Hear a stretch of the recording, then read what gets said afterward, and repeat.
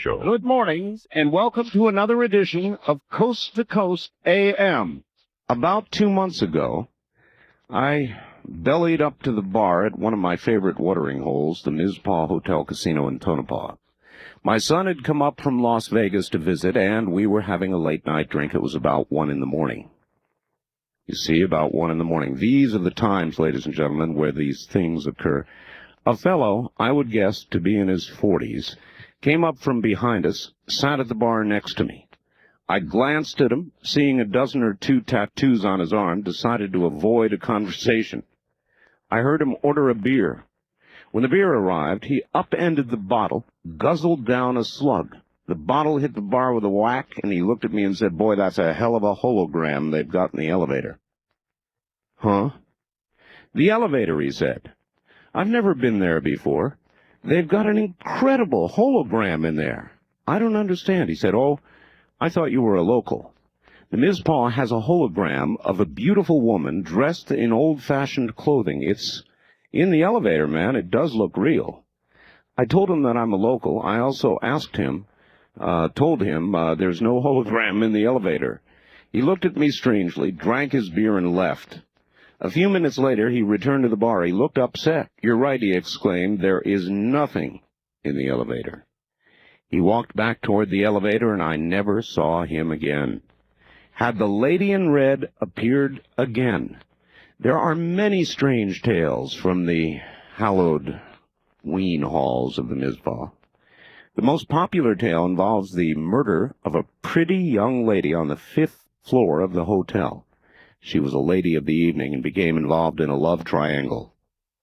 That's according to the assistant manager now of the Mizpah, Sue Harmon. She was caught with another man by the man who was madly in love with her.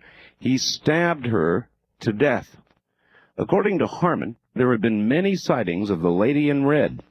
She resides on the 5th floor, but she'll wander all over the hotel. She loves to pull pranks. She's the one that causes the Keno board to light up. Wait till you hear this. Many employees and visitors to the Mizpah claim they've seen the Keno board begin to flash numbers as if a game were in progress. The Keno boards at the Mizpah haven't been connected to an electrical source for years. Many claim she can be heard at night, moaning and walking about the floors. She's been known to carry on a conversation with people. We'll only later find out no one is there. Sharon Mitchell of Round Mountain relates a story about the lady in red that occurred to her son Stuart when he was working at the hotel during its reconstruction in the late 70s. Sharon was a dealer and a pit boss for the Mizpah at the time.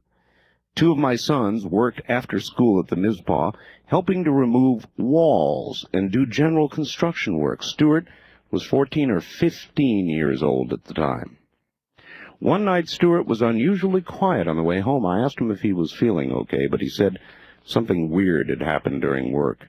Stuart told his mother, "I was working down in the basement tearing out a wall. There was a woman with me. She asked me what I was doing, and I told her I was taking the wall down. She told me she didn't want the wall taken out. I asked her who she was, and she said, 'I live here, and I don't want that wall taken down.'" Stuart went to get his boss. When they returned, the lady was, of course, no longer there. Sharon told her son that it didn't seem much to be upset about. Stuart responded, "But, Mom, it isn't Halloween, but she was dressed in a costume." According to Sharon, her son then described the lady as wearing a long dress with a bustle that looked like turn-of-the-century clothing. He was very upset. Mitchell said she really didn't believe in ghosts, but if they exist anywhere, they're at the Mizpah. Pat Dennis, a former Mizpah waitress, is one who has personally seen the Keno board begin to light up. I don't know for a fact that the Keno board isn't connected to an electrical source, so I can't really say that the lady in red is involved. Who knows? Maybe they left a wire or two connected to some source by accident. Dennis says she's heard that the lady in red will steal guests' shoes, but only if the shoes are red. George Tooley, a former slot mechanic for the Mizpah, has seen that board light up, the Keno board. It would start playing a game. Usually it would happen during the graveyard shift. All of a sudden, the numbers would start lighting up as if a game were being played. You'd get about 20 numbers. They'd stay up for a while, then all go out.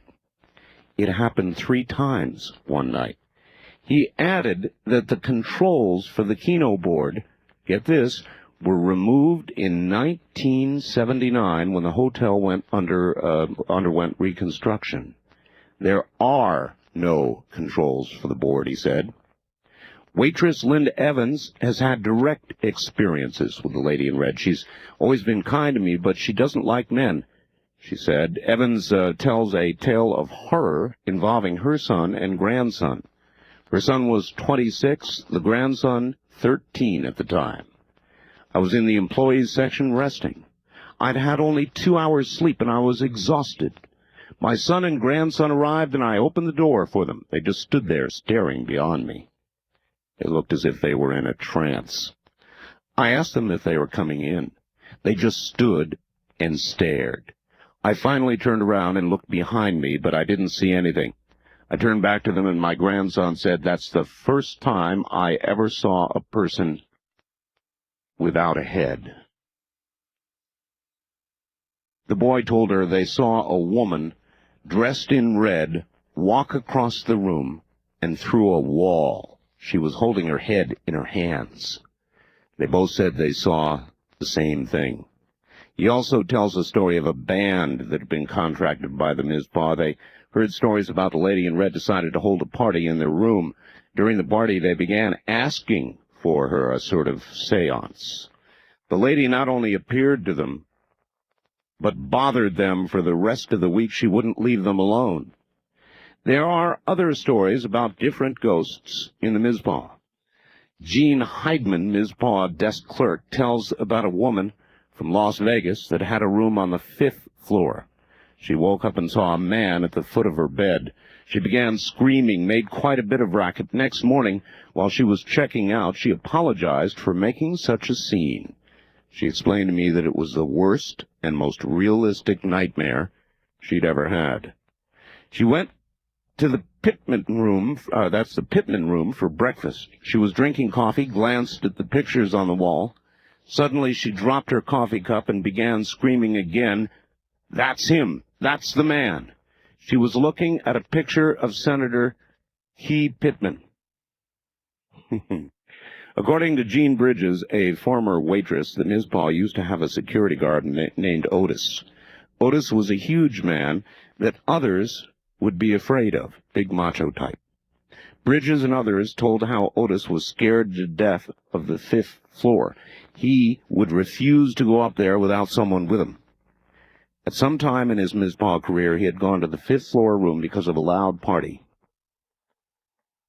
And that's where he saw her. And I'm going to stop there. There's more. But that's a little tale of what's going on here in Nevada. And at one of the brothels in Pahrump, Nevada, the locals and everybody there is known for a very long time, there is a ghost. Now, I guess Nevada is a likely candidate for this sort of thing. I don't know why. Our history, some of it in the past, violent. And that brings me to why so many ghosts appear, or so many spirits appear to remain here on this world. I think they can't go anywhere else.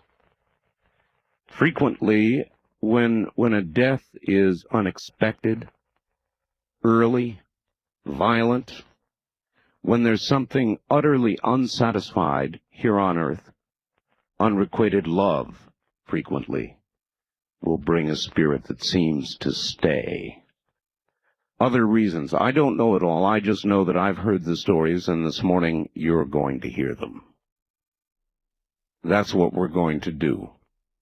We're going to talk about ghosts, poltergeists, spirits. And one of the reasons that I've found this topic through my life so fascinating, and I always return to it, is because for a very long time I've been on a search, a hard search, for some sort of proof of life after death. Now, obviously, if spirits are remaining on Earth or here at all, that means there is some sort of life after death. This may be an aberration. It may be, but nevertheless, it certainly is, you must admit, an indication that there is something that comes after. So, if you have a ghost story for us this morning, a real ghost story, if you're seeing a ghost or being bothered by one now, we want to hear from you. And that's a little taste to get you started. I now await your story, and we'll be right back. All right, if you're ready, I think I am, and if it starts to get scary enough, I will extinguish my lights and sort of get in the spirit of things. I've done that every year. I'm not allowed to bring a candle in here. No fire. But I do extinguish the lights and kind of get myself into the mood. Here we go. Wild card line 3, good morning. You are on the air. Thank you, sir. This story revolves around a historical building in the town of Provincetown, Massachusetts, which is a town that's out on the very tip of Cape Cod. A number of years ago, this is going back about 20 years ago, my uncle was a former California contractor, a builder, who took a job as a caretaker in this building called the Provincetown Inn. Oh, yes. And he was there basically living rent-free to do some restoration, renovation on this old building. Mm-hmm. And this is a guy who watched, the hockey games, didn't care about ghost stories, didn't believe in that sort of thing. But as he and his wife were living there for a while, they began to see more and more evidence of what I guess you would call poltergeist activity. And this was in the... pranks, things flying around, that's... Yes, absolutely. They would be watching a hockey game, and his wife would be cooking some spaghetti sauce in the kitchen, and they'd be watching together. She'd come out, and she'd leave the wooden spoon in the pot, and they'd hear this clatter in the kitchen, and they both run out there, and the spoon would be across the room, and spaghetti sauce would be all over the place. And then they began hearing footsteps in the upper story of the inn at all hours of the day and night, and would rush upstairs to see who was there, because this was generally in the off-season when they didn't have any people renting rooms and so forth, and there was never anyone there. And on one occasion they had some footsteps that were wandering around, and he got his gun off the rack above the hearth, and the stairs were coming down the wall just on the other side of the living room, and there was a door in the entryway that was at the bottom of the stairs, and this separated the stairwell from where they were watching television. And as the footsteps came down the stair, he said to his wife, "As soon as the footsteps get to the bottom, open the door and I'll be ready with the gun." And she opened the door, and there was no one there. And so we began hearing stories about this. My family and I lived near Springfield, Massachusetts at the time, and so my brother and I, who were big fans of a television program with Gary Collins, it was called The Sixth Sense or something. That was about the time that this was going on, and we were all hyped up on this paranormal activity, and so we decided we were going to go there with our cameras and try and get pictures of ghosts and this kind of stuff. And we had some really frightening experiences. We began watching my uncle and his wife as they were using a Ouija board, which has the letters of the alphabet and a number of numbers. And I know about Ouija boards. Yes and no and this kind of thing. And it turned out that leading up to this particular weekend, my brother and I were there. They had actually done some historical research in the archives in Boston and other places to try and find out about the history of the building. And they found, among other things, that in the 1870s, Provincetown had been a big whaling village. There was a lot of whaling going on up and down the eastern seaboard. Right. And on one occasion, one of these whaling vessels had run aground on the sandbars off of Provincetown in a major storm, and a number of people had been killed. Well, the lumber that was salvaged from the wreck of the ship was used to build the Provincetown Inn. Oh, no kidding. It's annexed. You see, it every time, every one of these stories seems to come back to the same thing. Some sort of violent, unexpected death, or some death that leaves somebody wanting in a terrible moment of love or hate or any giant strong emotion. Absolutely. In fact, the story goes on. I mean, it gets actually quite a bit more frightening. All right, well, listen, we're kind of out of time on this one, but I really do appreciate that. It's right down my alley. Thank you. Thank you, my friend. Good morning. East Coast Ghosts. Another place where there are a lot of stories of ghosts and spirits, of course, is New England. Now, I guess you could once again suggest that the older areas, the first settled areas in this country, those up in New England, would be likely settings for such things. And, of course, Europe, where society is quite a bit older than ours, and a lot of buildings are quite a bit older than ours, with a lot of history behind them, seem to be troubled by this sort of thing frequently as well.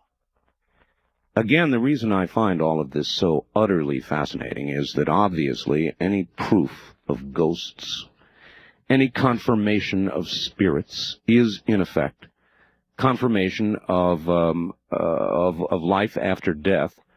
And I know that many of us, not just me, are totally fascinated by that possibility. So that was a good setup call for what we're going to be doing this morning. I guess you've got the idea. If you've got a story, you know what the numbers are. We'll be back with more. I'm Art Bell. Back to the phones. And good morning, first-time caller line. You're on the air. Where are you calling from? Morning, from Alameda, California, right outside of San Francisco. Oh, excellent. Welcome to the program. SRO. Last year, my 5 children and I, we live in a big, old, rambling house, and I started hearing things, but I thought it was the children. The house is so big that you might hear from the next room. With 5 kids, anybody could be anywhere in the house. Absolutely. And I'd go, and the door slammed too hard, so I'd go to reprimand, don't be slamming the door, and there was no one there. So, of course, your mind tells you, I thought I heard something, oh, well. And so then you'd hear footsteps, and you'd think someone's coming downstairs, and you'd go, and, oh, I thought I heard something, oh, well. Yeah, well, the human mind, of course, reaches out to find rational explanations for things that may not have any rational explanation. Absolutely, and denial, too. Sure. It's called denial. Well, unbeknownst to me, the children were experiencing noises and footsteps, and I didn't want to tell them because I wasn't sure what it was, and I dismissed it from my mind. And then when I started saying, no, this is something, I didn't want to scare them. And apparently they were experiencing all this as well, people going into the shower, someone entering the shower when they were in the shower. That would bother me. Oh, that's very unnerving. Suddenly be in the shower soaping up and feel the brush Yes. of another body next to you. Real Oh, no. sensation of something or somebody, and you quickly look out the curtain and no one's there. You quickly lather off and you say, but I know I did. But here again, oh well, I guess it's my mind. Well, everyone was experiencing these things, but no one told anybody. I didn't for the specific purpose. I didn't want to scare the children. They didn't tell me, thinking as a child that if they told me it would come true. Right. The one day that we found out that everybody knew was when I was reprimanding my son, and he was very distracted and agitated, and I thought he was being disrespectful. So as I started to correct him even more, he finally said, no, Mom, it's not you. I saw something. And that's when the flood of everybody, yes, I saw it too, and I heard this, and I saw that, and you would hear someone jumping on the bed, and I'd go to look, and nobody was there. Another night I was home alone, and I was very agitated, and I couldn't read, I couldn't sit down, I couldn't watch TV. And so finally I sat down and looked at a picture book, one of the children's picture books, and I had this overwhelming sense that someone was looking at me. When they came home, they saw 2 footprints of mud, and my son put his feet in there, and the angle that it was, whatever it was staring at me. That's why I was so agitated. So these things just started accelerating. When the thing found out that we knew, it started manifesting itself in the form of a shadow, and I'm talking about at 12 noontime. The children saw it first, and they became just crumpled. They were crumpled, absolutely. I mean, they were yelling and screaming. And I'd be crumpled, too. And, I mean, I was just, I didn't know what to think. So I called my priest. I went up, and we right away got in the van and went up there and told him, and he didn't believe us. He said there were mice or, people, hysteria, and all the common explanations that you get. I was so upset that on the way home I ran a stop sign. I knew that we saw and we heard what we saw and we heard. Finally, till that night, I saw the shadow. And I bolted up. We were all sleeping now together. We all had to touch each other. Everybody, 6 people in a room, everybody's feet or something had to be touching. We were so scared. I do understand, yes. I didn't want to tell anybody with the reaction of the priest that it wasn't true. I thought we'd be labeled as either liars or... Did the priest come there? No, he didn't even want to deal with it. He didn't want to hear about it. I guess I figured out later, what could he do? I don't know. I still don't understand why he did not help us. Well, we're about out of time. How did it become resolved? Another priest, we found another priest to come and bless the house. The thing got very agitated. It started throwing things and making noises, and when the priest left, it was still here. My children just became hysterical. I got a crucifix and very corny, I guess, but I went through the house, sending it back to where it came, and it left. But I was still about 2 weeks later now. We're still sleeping together. No one can move. We're paralyzed. No one's eating. No one's going to school. No one's anything. And I'm just saying in my mind, what could it have been? And a voice said, your brother. Sure enough, I called around the last known address he was at. No one had seen him in about 15 years. Somehow I was able to track him down in San Francisco. He had died 2 months before. Oh, my God. Thank you. Incredible. Thank you very much for the call. Oh, that sends shivers down my spine. That's the kind of thing that does it, and that's the kind of thing that is so frequent. When you hear these stories, it comes again and again. Somebody who's passed away.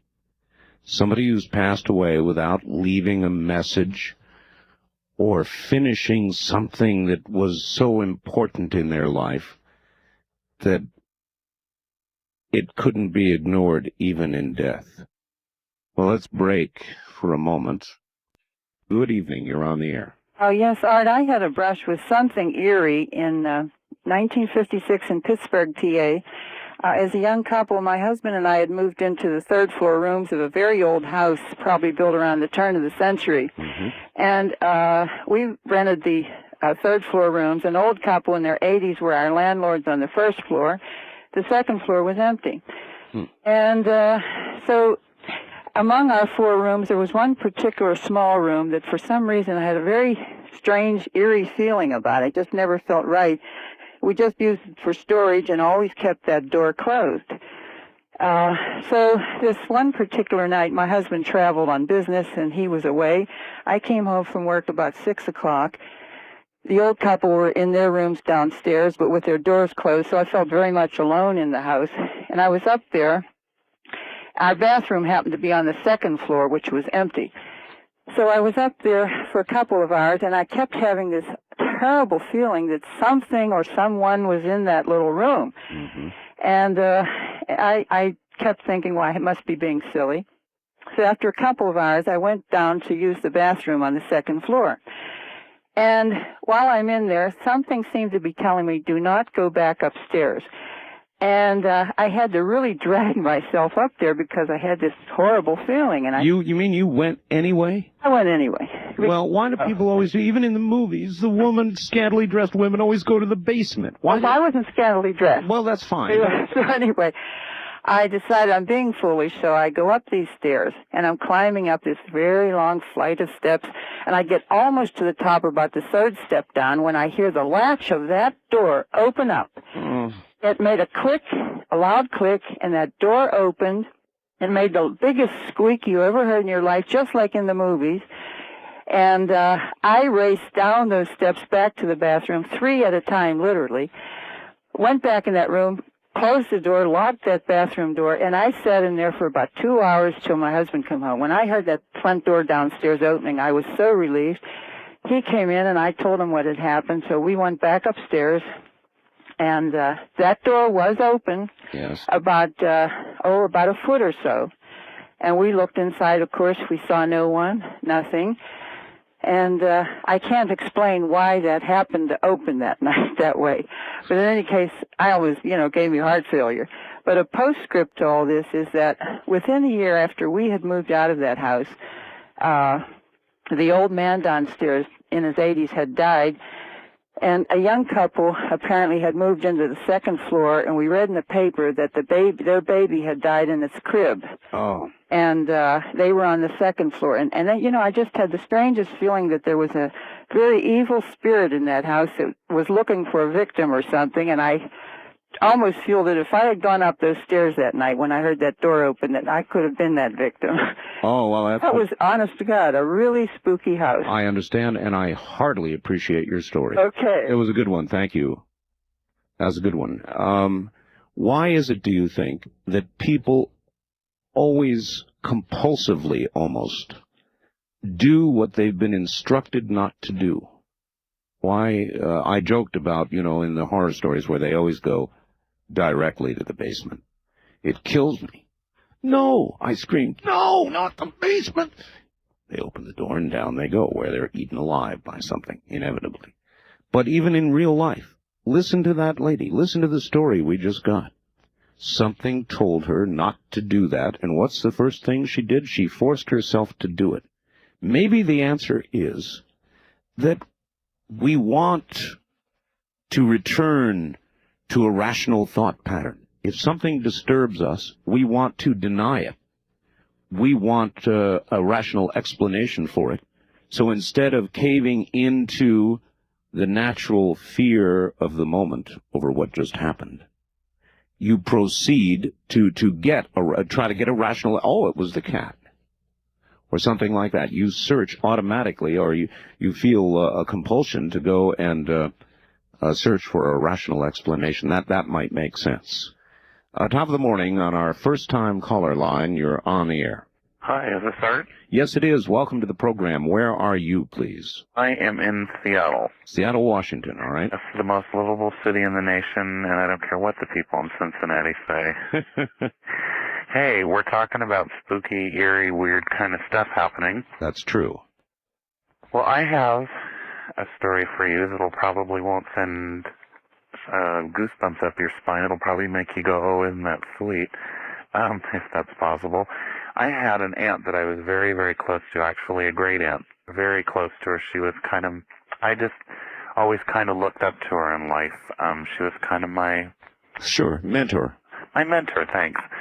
And I had gone out to the cemetery, as I do once a month, to put flowers on her grave and kind of trim the grass and all that. Right. And as I was driving around the curve, you have to go down a hill and around a curve to get out of the cemetery, she ran out in front of my car, and I thought, no, I'm seeing things, but when something runs out in front of your car, what do? You slam on the brake. I got rear-ended by 2 other cars, one of them being the security guard at the cemetery. I jumped out of the car thinking, oh my God, I'm going to pay for this one through the nose. Went back to make sure the people in the other 2 cars were okay, and both of them said, well, that woman shouldn't have run out in front of you like that. And I said, well, you saw her too? And they said, of course we saw her. And I said, well, I don't really remember what she looked like. I knew what she looked like, but, I wanted to check things out. Now, when you went around to check the front of your car, there was, I take it, no woman. There was no dent. I mean, I didn't hit her. She just kind of ran out in front of the car, across the street, and up this hill towards where there's kind of some woods. And there was a family in the car behind me and the security guard all saw exactly the same person. A year after that, I went to the cemetery, drove down the hill, went around the corner, and the same exact thing happened again. And I was rear-ended. You're wrong. Another car. You're wrong, sir. This is a goosebump story. They saw the same person. And I guess the point that I'm getting at is I see my aunt all the time. I see her when I'm in town. I don't know if it's somebody that looks like her, but I just feel that she has a lot to do with the things that have been happening in my life. I feel like she's always guiding me. Yeah, do you tend to see her at critical junctures in your life? You know, that's funny you should say that. A month ago, I was in the hospital facing major surgery, and the door opened one night, and she came in and sat on the bed, took my hand, and said, "The doctors are wrong. They've misdiagnosed you. You need to tell them that." The next morning, I asked the doctor to rerun tests because I felt something wasn't right, and sure enough, the tests had come out wrong, and I didn't need surgery. Oh, man. All right, sir, I've got to run. We're out of time, but believe me, that's a prime... You're a lot. She's there, and she's taking care of me, so I have a good guardian angel. Thank you for the call. My gosh, what a story. Didn't mean to cut you off, but we're out of time. And I think we got the substance of your story. And believe me, sir, you're wrong. That's a big goosebump story. Big goosebump story. That's incredible. Of course, it might be some evidence that there are spirits of all temperaments. In other words, spirits not only that are evil, spirits that are helpful or loving may be there as well. Spirits of all kinds, kind of like a cross-section of the people that we've got on the planet right now, eh? Good morning, line 2, you're on the air. Yes, good morning. Good morning. I wanted to tell you something that just keyed my mind after listening to everyone else. Well, these have already been some pretty good stories, haven't they? Yes, they have. In 1955, we had moved from Ely, Nevada, which is a very famous mining town, etc., a very old town, and we had moved over to Provo, Utah in 1953. And in 1955, on December 18th, I woke up with a terrible dream that someone in the family had died, and I didn't know who it was, and I immediately keyed on to my cousin who was still residing in the same town in Ely. And so I called her that night, and I asked her how everything was going and everything, and they, there were 3 kids in the family then, or 4 kids in the family then, and her mother was pregnant with number 5. And she said, well, everything's fine, and I said, well, I was going to call and wish a Merry Christmas. And on December 21st, I woke up, and it was some ridiculous hour, like 12:30 or something, and I'm in school, and I'm a young person. And I said, somebody's gone. And I laid awake and waited for the phone to ring. And it rang, and it was my cousin's uncle had died in a car accident.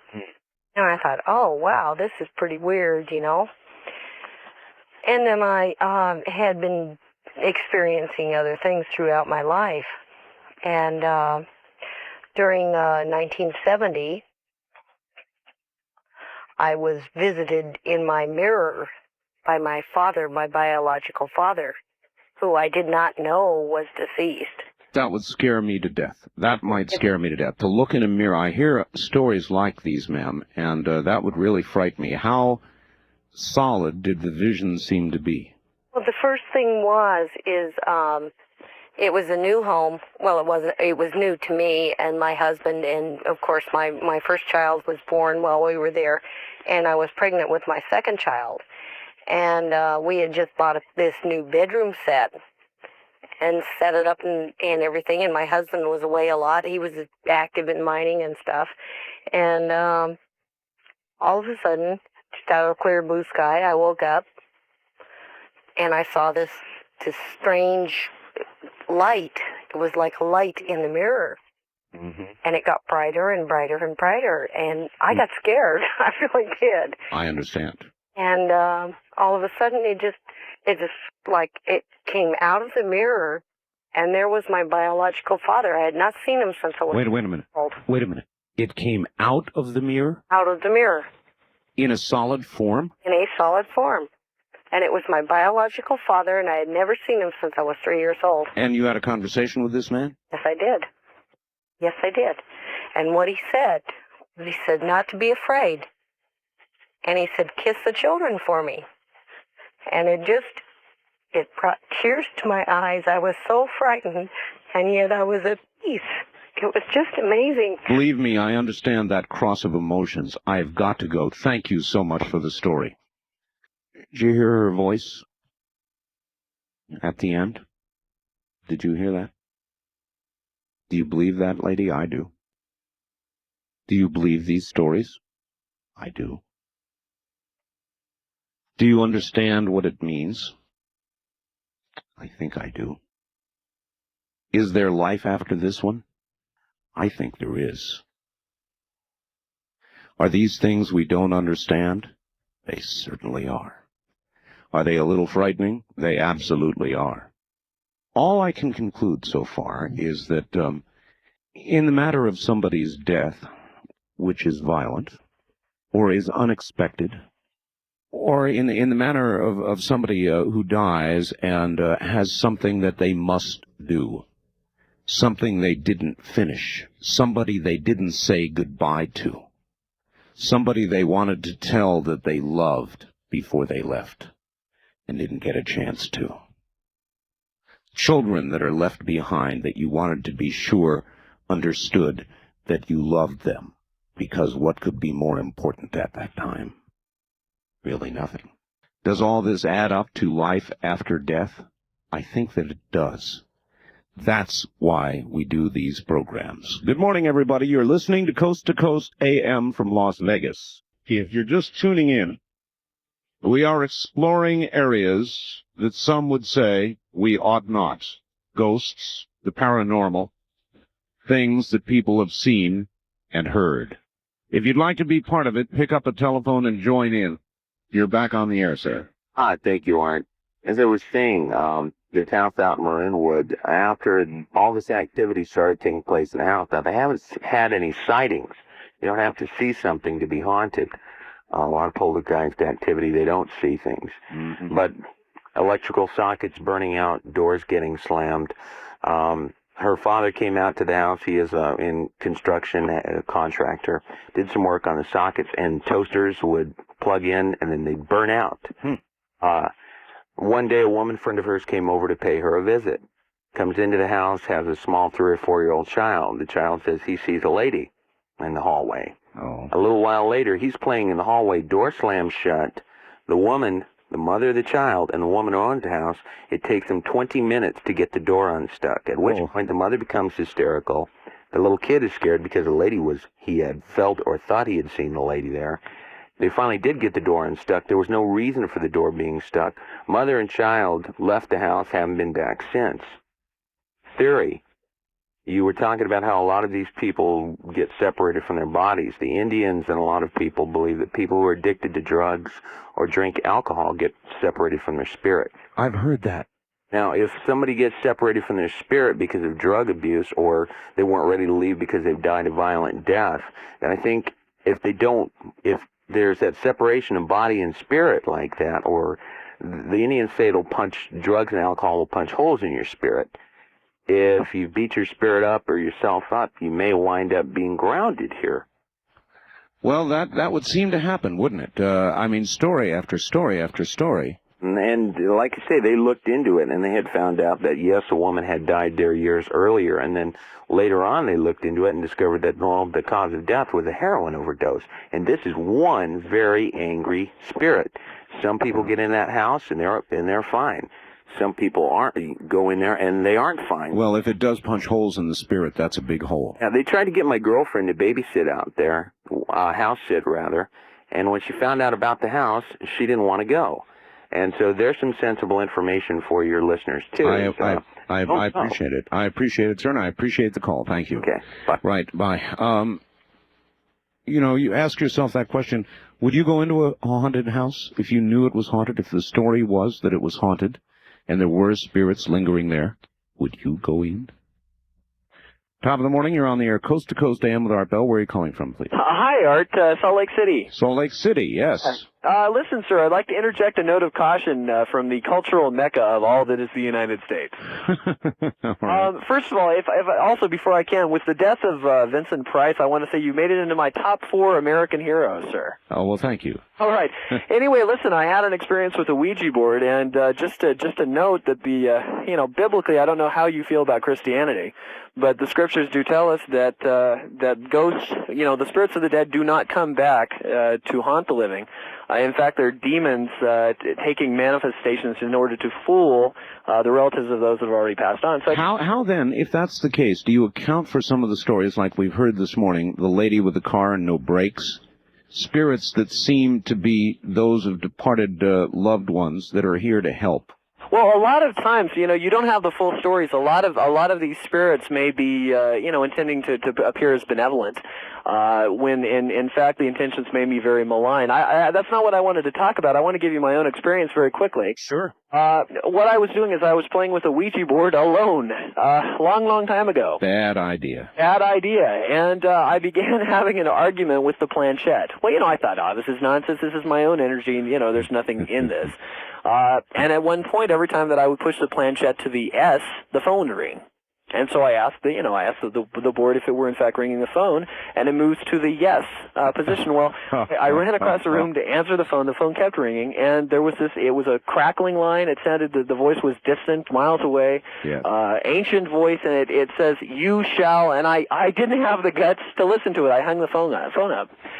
And, for the next 7 years, this phenomena have been happening in my life. For example, I'll pass by cars. Haven't you forevermore, if I can stop you, wondered, you shall what? I don't know. I don't know. How could you hang up? I really did not want to know. I didn't want to hear what it was going to say. Okay. But it is a warning. Don't, I've had an aversion to the paraphernalia of the occult ever since.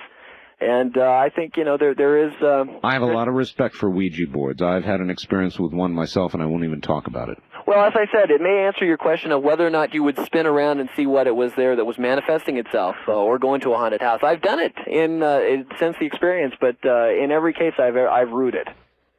I appreciate your call, sir. Certainly. Have a good morning. All right, that's Salt Lake City with a caution, and a well-given caution it was, too, I might add. Well-given caution. You be careful. There are lots of things out there that we don't understand. And I think the possibility exists that a Ouija board is just inviting trouble. Line 3, you're on the air. Hi, Art. How you doing? Fine, sir. Welcome to the Real program. good show tonight. Thank you. Hey, I have a question. That caller that called last hour about the glowing gravestone. Yes. There's a phenomenon called St. Elmo's fire. Yes. Mm-hmm. But St. Elmo's fire tends not to return predictably to the same place again and again. Yeah. During a... Not saying it wasn't. I'm just saying that on many occasions the caller said he saw this glowing gravestone and that it would be St. Elmo's fire that many times is not probable. That's true. But that'd be something you really would want to see once, and I think that'd be about it. That'd do me. Yeah. Well, take it easy. All right. Thank you. Just wanted to suggest that possibility, I guess. Hi, on the first-time caller line, you're on the air. Yeah, hi. Where are you, sir? I'm in Alaska. Alaska. All right. I was in the United States Marine Corps, and I was a sniper. And I went to Grenada, and I got hit in the knee with a bullet. And from pictures in the family, it was my great-great-grandfather in a Civil War uniform that sat down and froze my leg. And the Grenada is a jungle. And he said, "Everything will be okay, boy. Everything will be okay." And this first time I've talked about it, other than to the military psychologist, and... All right, if you don't mind, I want to be sure I understand. You were part of the invasion force. You were a sniper. You were in Grenada. Yeah, my job was to make sure none of the Cubans got into the students at the university. Uh-huh. And so you were stationed there, and you were just going to take them out if you had to. Yes. And an anti-sniper got me. My A-gunner ended up getting him. Hit you in the leg? Yeah, in the knee. Oh, God. Well, it went from the knee. At the end of my military career, went from the knee up around the pelvis bone and out the other ankle. The bullet traveled all. What a horrible injury. Yeah, it hurt. Very much so. And so you were laying there. Yeah, I all instantly fell.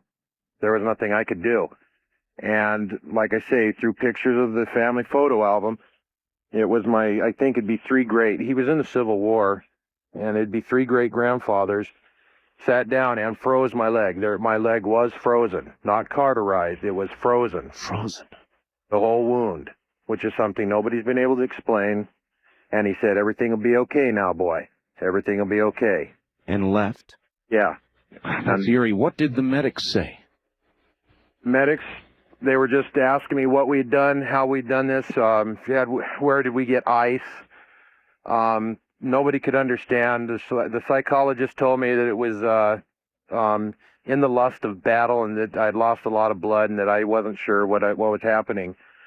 But my spotter, who was also a sniper, he felt something cold as he was taking the other man out. And he has shot before. It wasn't, it's not the coldness you feel when you take a man out. I understand. It was completely different. And I was scared, but at the same time, there was this great feeling of purity and just the joy of knowing that I had a family member there, because I really thought that the pain that I was feeling, I knew where the bullet went out. I didn't know what the damages were.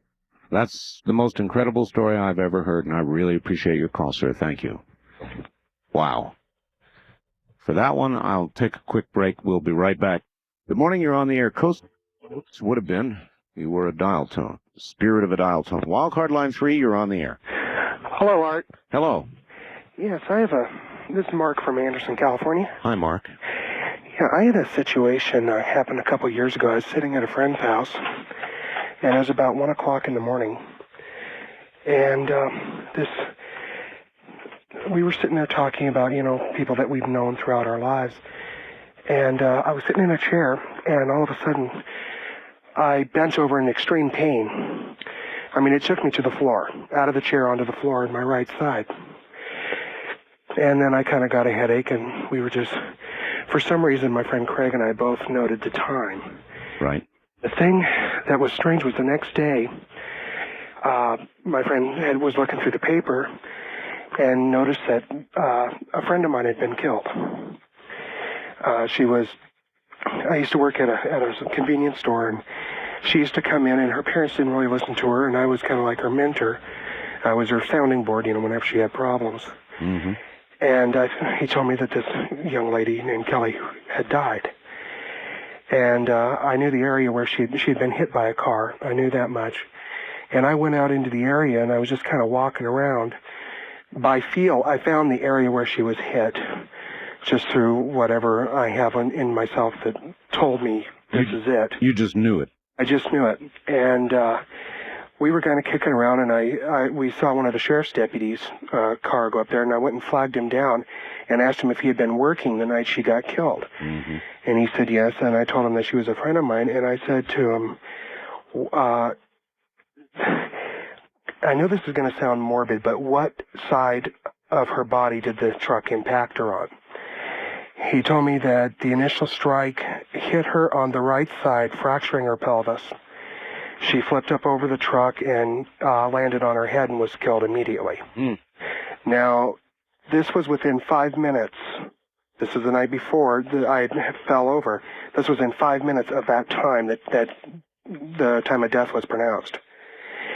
And my belief is that she came to me and said goodbye. And it was just too weird. And a friend of mine, if you'd like, he was there. I told him if he would like, he could call back and verify, because he was there, and he was kind of freaked out as the couple days where we talked to the sheriff's deputy and stuff. I'm just convinced it happens. People And, come back. People do come back, and they do say goodbye. My friend and I are researching a book on, we're going to be writing a book basically on poltergeist and demonology. And I was wondering if either I could give you an address that people could write letters to, because we're looking for input, or if you'd prefer that I mailed it to you. Well, if I were you, I would roll a tape on this program. Okay. Well, I realize. Right. Otherwise, I'll see what I can do. Okay. All right. Thank you. You might want to. You really might want to get a copy of this program, because these are some of the most serious stories that I've ever heard. And I don't know where you could go to get a better rendition of stuff that'll just put the hackles right down your back. This is pretty good this morning. Good morning. On our first-time caller line, you're on the air. Where are you, please? I'm calling from Denver. Welcome to the program. Thank you. Art, I want to tell you that Ouija board, if you mess with that, it happened to me when I was 9 years old. It's an entrance for a satanic spirit to enter your body. And Dr. Ken Olson, who was on the Maury Povich show... Maury Povich. Mm-hmm. Yes, sir. Thank you. He was the person that released that terrible demonic spirit. And it happened to me when I was 9 through age 54, the worst type of satanic deprivation that could ever enter a human body. And I'm telling you, leave it alone. Don't allow anyone to touch or be around or play around with a Ouija board. Because if you don't have someone like Dr. Ken Olson, who is an exorcist, a vessel of Jesus Christ, he is an instrument of God, to pray to release that, it can cause the worst type of nightmares that you could ever have, and the worst type of life that you could ever have. And I want to tell you the truth, and your listeners, to never be around a Ouija board or allow any type of activity. Well, I'm glad you gave everybody else the caution. I don't need it. Believe me, I've got that caution. Thank you for the call. That's Denver. And heed what that man says. Ouija boards are bizarre things that do seem to, hate to use the word door, open the door, but open a channel, open a conduit for things that you really don't want around you. Line 3, you're on the air. Good morning. Okay, so I'm calling from Reno. Reno, oh, KOH, yeah. And this concerns the old mining camp of Virginia City. Well, the big mines, excuse me, the big mines been abandoned for many years, but there are 700 miles of shafts and tunnels and drifts and winzes underground. Yes, sir. 700 miles, that big labyrinth.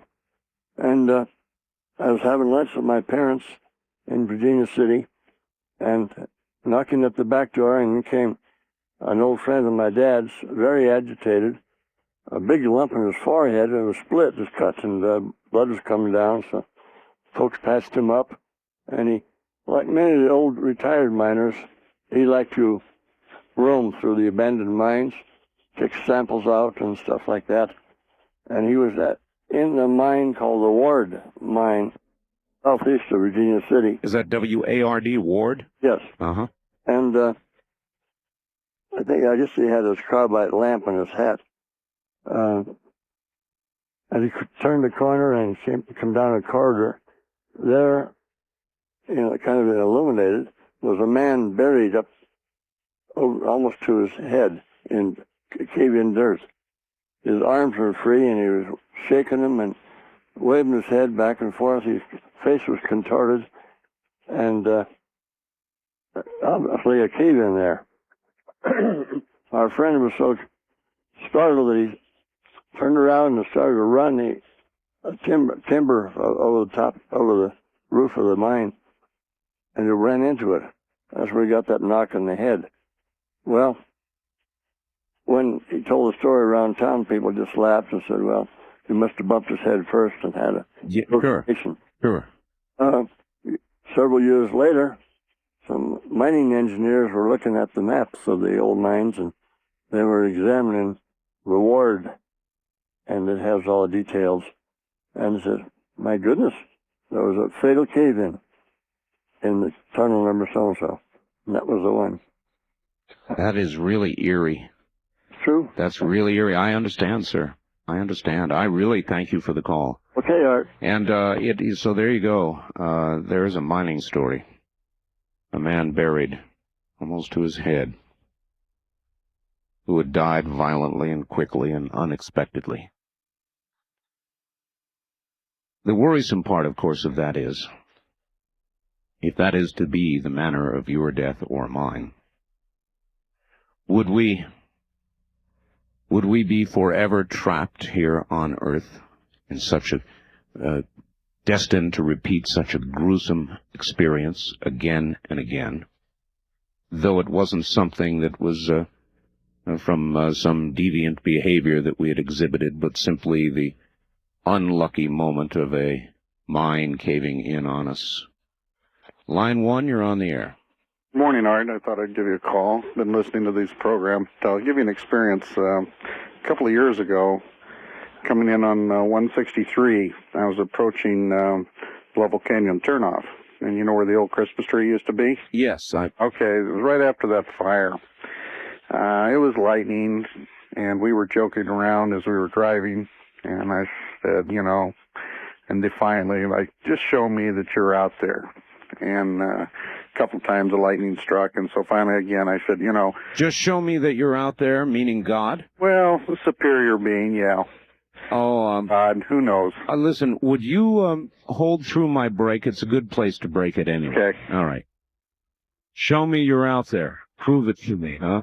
I'm Art Bell. Back now to line 1. You're back on the air again, sir. Okay, thank you. Well, anyway, to make a long story short, we were just joking around, and again, like I said, it sort of was like a challenge, make me a believer. And about that time, literally, 2 bolts of lightning came right across the front of the truck and hit the side of the road about, maybe 400 yards up from where we were traveling. And it was just like out of a Star Wars. I mean, it was one bolt from one side of the car and one from the other. And we pulled over and sat there for about 5 minutes and drove on up to Mountain Pass. And like I said... Tell me something. Had you said this mentally, crying out, or had you said it aloud? We were talking about... And in the conversation, I said it out loud. I told him, I said, Bill, I says,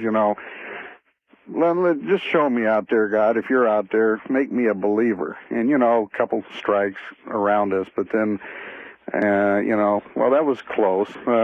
Give me another sign. Make sure that you can hear me, Well, I'm glad you didn't ask for absolute proof. Well, tell you what, I've never asked for something again that I didn't want. Oh, man, what a story. Now, how has this affected you, and how has it affected Bill? Well, we talk about it occasionally, and like I said, we just look at each other and shake our heads. And like I said, to me, it's a thing in life now. I don't ask for anything that, in a joking manner anymore. It's been said, be careful what you wish for. Yeah, it might come true. Thank you for the story. Take care. That's, that was quite a story. That's a local story, too. That's a road I travel every day. And it's a dark road. And it's a dangerous road that I travel, Highway 160. I do about 120 miles a day on it. There have been a lot of people killed. There are a lot of crosses placed on the roadside to designate the place where it's occurred. I've never seen anything. Not yet. Good morning. On the first-time caller line, you're on the air. Hi, I'm calling from Genoa, Nevada. Where in Nevada? Genoa. Genoa, Nevada. Oh, Genoa. Where is that? It is just about 10 miles south of Carson City. It's the first Nevada settlement. Very good. And anyway, I was This was about 2 years ago. My story, I'm a recovering alcoholic, and I was going out with a girl who had just got into recovery, and we were in counseling, and we were doing a bunch of inner child work. And, you know, one of the reasons we got along so well, our therapist says, because we played so well together. Well, this whole relationship went sour, and she began dating this other man, and they were going to move to Cleveland, Ohio. And anyway, so one night, I'm laying in my bed, and this therapy work that we were doing with inner child, you have to close your eyes and imagine this child and you know, what that child was doing at the time. And I was laying in my bed, and my eyes were open, and all of a sudden, this little girl, about 8 years old, she had a pixie haircut and she was wearing shorts and a small halter top, came up, and she was standing right next to my bed, and my eyes were wide open. And it was that my girlfriend is like, you know, a smaller version of her, right? And this girl, without opening her lips or anything, said, you know, to me, I've come to play with Chris, who was like, and that's my name and my inner child. So anyway, so this little girl is standing there, and she's talking to me. She says, and I'm leaving, I'm moving, and I wanted to come and play. And so she starts taking off with this other little kid. I'm assuming it was me, and they're running. And all of a sudden, then I don't see walls in my room or anything. I just see them out like in a field running. Wow. And I keep saying out loud to this girl who I was had since not dated, Gary, do you feel this? I was wondering if there was a connection between her and me. Right. And I kept saying, do you feel this? Are you here? Do you know, are you seeing what I'm seeing? And then after they got done playing this, and this went on for, I'm going to guess 10 minutes. And then the little girl walked back up and said thank you, and that she was leaving, and that, you know, hopefully she would come back to see us again. And I had told her, I mean, I'm talking directly to this. She was transparent, but she was still standing right there. And I was telling her, I said, you can come back anytime you want. It was not a fear thing. I was not afraid. Why not? Well, because she was... I guess because it was somebody you knew, somebody you know. Right, I think so. And she was just, you know, 8 years old, 9 years old, and just real shy, and you know. I would like to think I could react as you did. I'm going to have to leave the line because we're out of time. I thank you for the call. I would like to think that I would react that way. And maybe, if it was somebody that I had known, somebody that I was comfortable with, and the experience felt benign, maybe I would be. But I'm not sure of that. Line 2, you're on the air. Hi, Art. Hello. Still in Las Vegas? Yes, sir. I'd like to relate an experience I had, but first I'd like to see if I can jog your memory. The last time I called in was, a year or so ago, and you had put out a question over the air, and I think it's somewhat apropos of tonight also. The question that you put out was, that night was, what do you think the purpose of life is? That's right. And my call to you was a story that was related to me, and I told you at the time I wasn't sure I believed or accepted it, is that this is where I want to see if I can jog your memory, that we were all gods and goddesses, and we had everything and could do everything, and so we decided to play a game, and the game was called Life, and part of the rules of the game... I remember. Yeah, okay. You're right. The question and tonight's topic go together very well. Go ahead now. Some years ago, in the late 60s, I was living in Los Angeles, and I made a couple of acquaintances. They had a small business going. One was a writer, the other was a printer, an artist, and they had made up copies of a poster that they came up with. And in our dealings, they asked that would I sell the poster for them.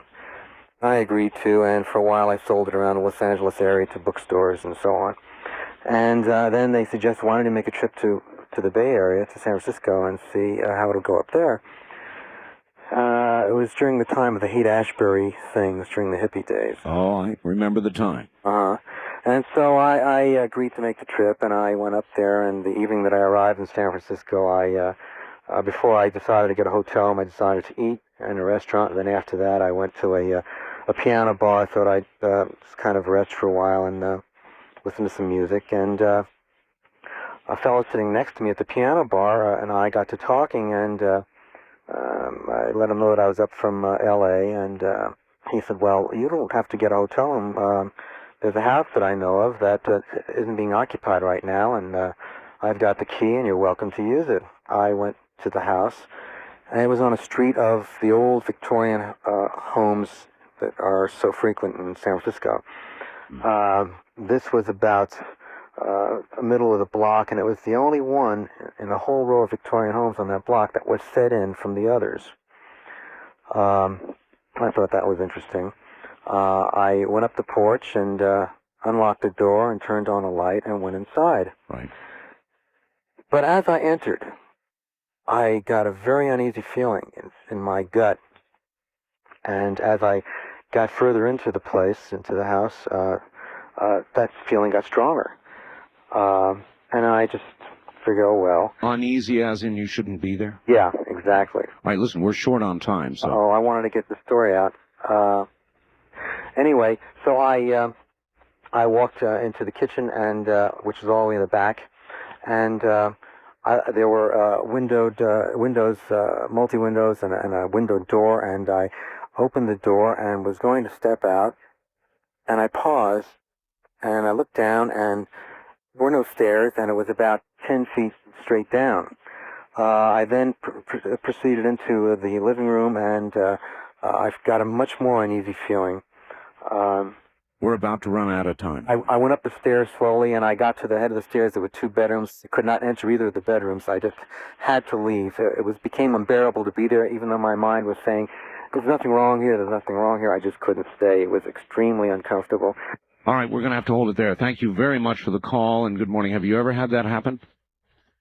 Something inside of you so strongly compelling you to leave, telling you that something is urgently, terribly, profoundly wrong. Good morning. First-time caller line, you're on the air. Morning, Art Bell. Yes, where are you calling from? This is Pavo. Pavo in Canada.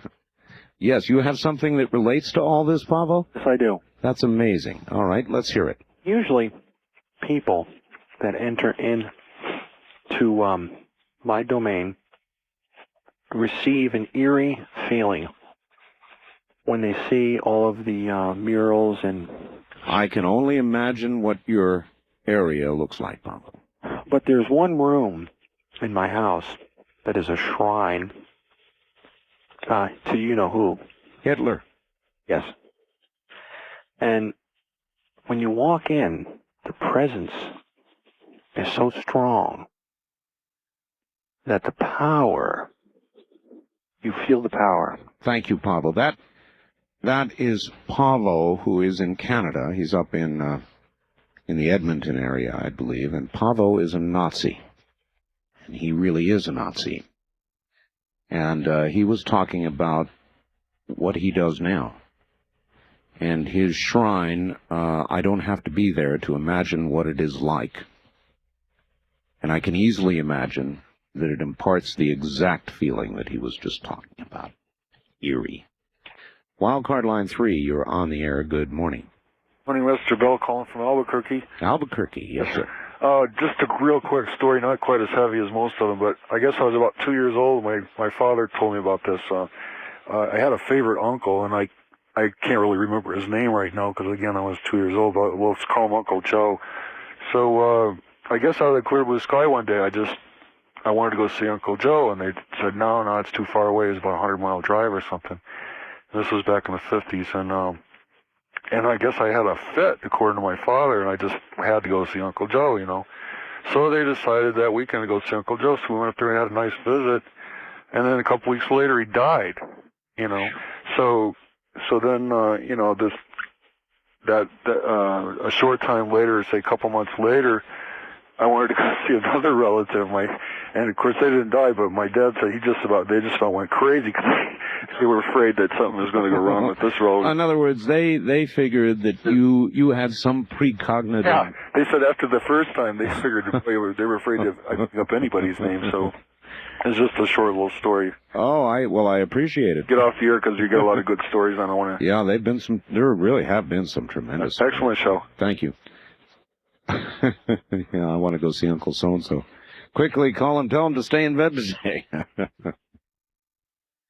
I don't think it works like that, though, do you? I think that things that are going to happen. Don't you?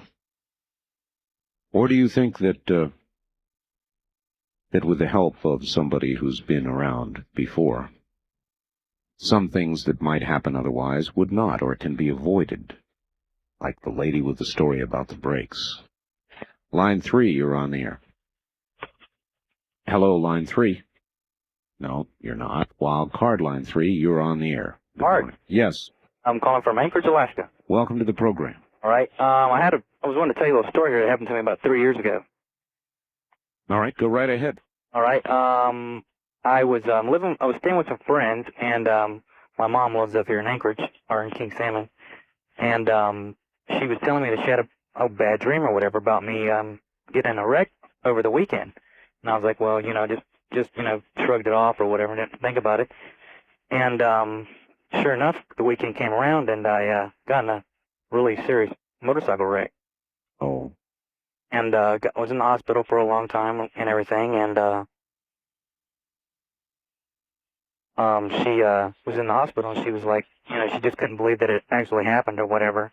And she was sitting there trying to explain to me what really had went on that night, that she had the bad dream. And she said that someone had actually came to her that night while she was asleep or whatever, and woke her up. She didn't know who it was, no face or nothing, or any kind of, and told my mother that I was going to die at the end of the week. Really? And she told me I was just supposed to get in a wreck or whatever, just try to be careful. And she didn't tell me I was going to die. She just told me I was going to get in a wreck. And she was like, tell me what. Why? If she would tell you that, I'm curious. If she would tell you, be careful or you're going to be in a wreck, and she would go to all that trouble to caution you about that, why wouldn't she give you the original message and try to warn you away or try to change what was to be? I really don't know. I'm just assuming she didn't probably want to worry me or scare me or whatever, because she's had these, I'm not saying she's psychic or nothing, but she'd done the same thing to her real father. Her real father was really deadly sick down in Florida, and no one knew anything about her. So she called down and talked to one of her sisters to go tell him to check on him. And sure enough, he went there. They went to check him out and everything, and he was they found him on the floor, and he was not in the greatest health or whatever. And it's just been a couple of weird coincidences, or just something as definite. She's definitely got some sort of weird power, not power, but just some sort of gift, I guess, or something. I take it any similar caution given now, you would really... Most definitely, yeah. All right, thank you very much for the call. All right. You take care from the state of Alaska. Line 1, you're on the air. Oh, it's me? It's you. Oh, hi. Hi there. My name's Don. I'm a first-time caller. Hi, Don. And I'm coming from Vegas. I used to live out there in Pahrump, and I have two quick stories, and both of them happened while I was living out there. All right, go right ahead. It is a strange place. Yeah. Well, one of them, the first one is I was dating this girl in St. George, and I happened to be there late for one weekend, and I had to be back in Pahrump for work the next morning. But I was there too late, so I stayed the night at her house in their guest bedroom. And I had already gone to sleep. The doors were shut and the lights were off and everything. Right. And for some reason, I woke up and I looked towards the door, and I could see, 3, 4, 5 people looking in at me. So I rubbed my eyes, and I thought, I was seeing something. And after I rubbed my eyes, I saw someone standing next to me in the bed. And And you know how you can see, even though it's dark, you can still kind of see him. Yeah. He had, I could tell he was blonde. And I was about to say something to him, ask him what he's doing, because it didn't appear to me that he might be a spirit. Yes. And just before I started to talk, he proceeded to fall on top of me. And I jumped back, and... So you felt the physical presence? No, I didn't feel it. I jumped back because I thought someone was going to fall on top of me. And as soon as he was about to fall on top of me, he disappeared. And that was in Pahrump? No, that was in St. George. All right, and now you've got a story about Pahrump. Yeah, I used to play football out there in Pahrump. I graduated in '82. I think I was a junior at the time. All right, listen.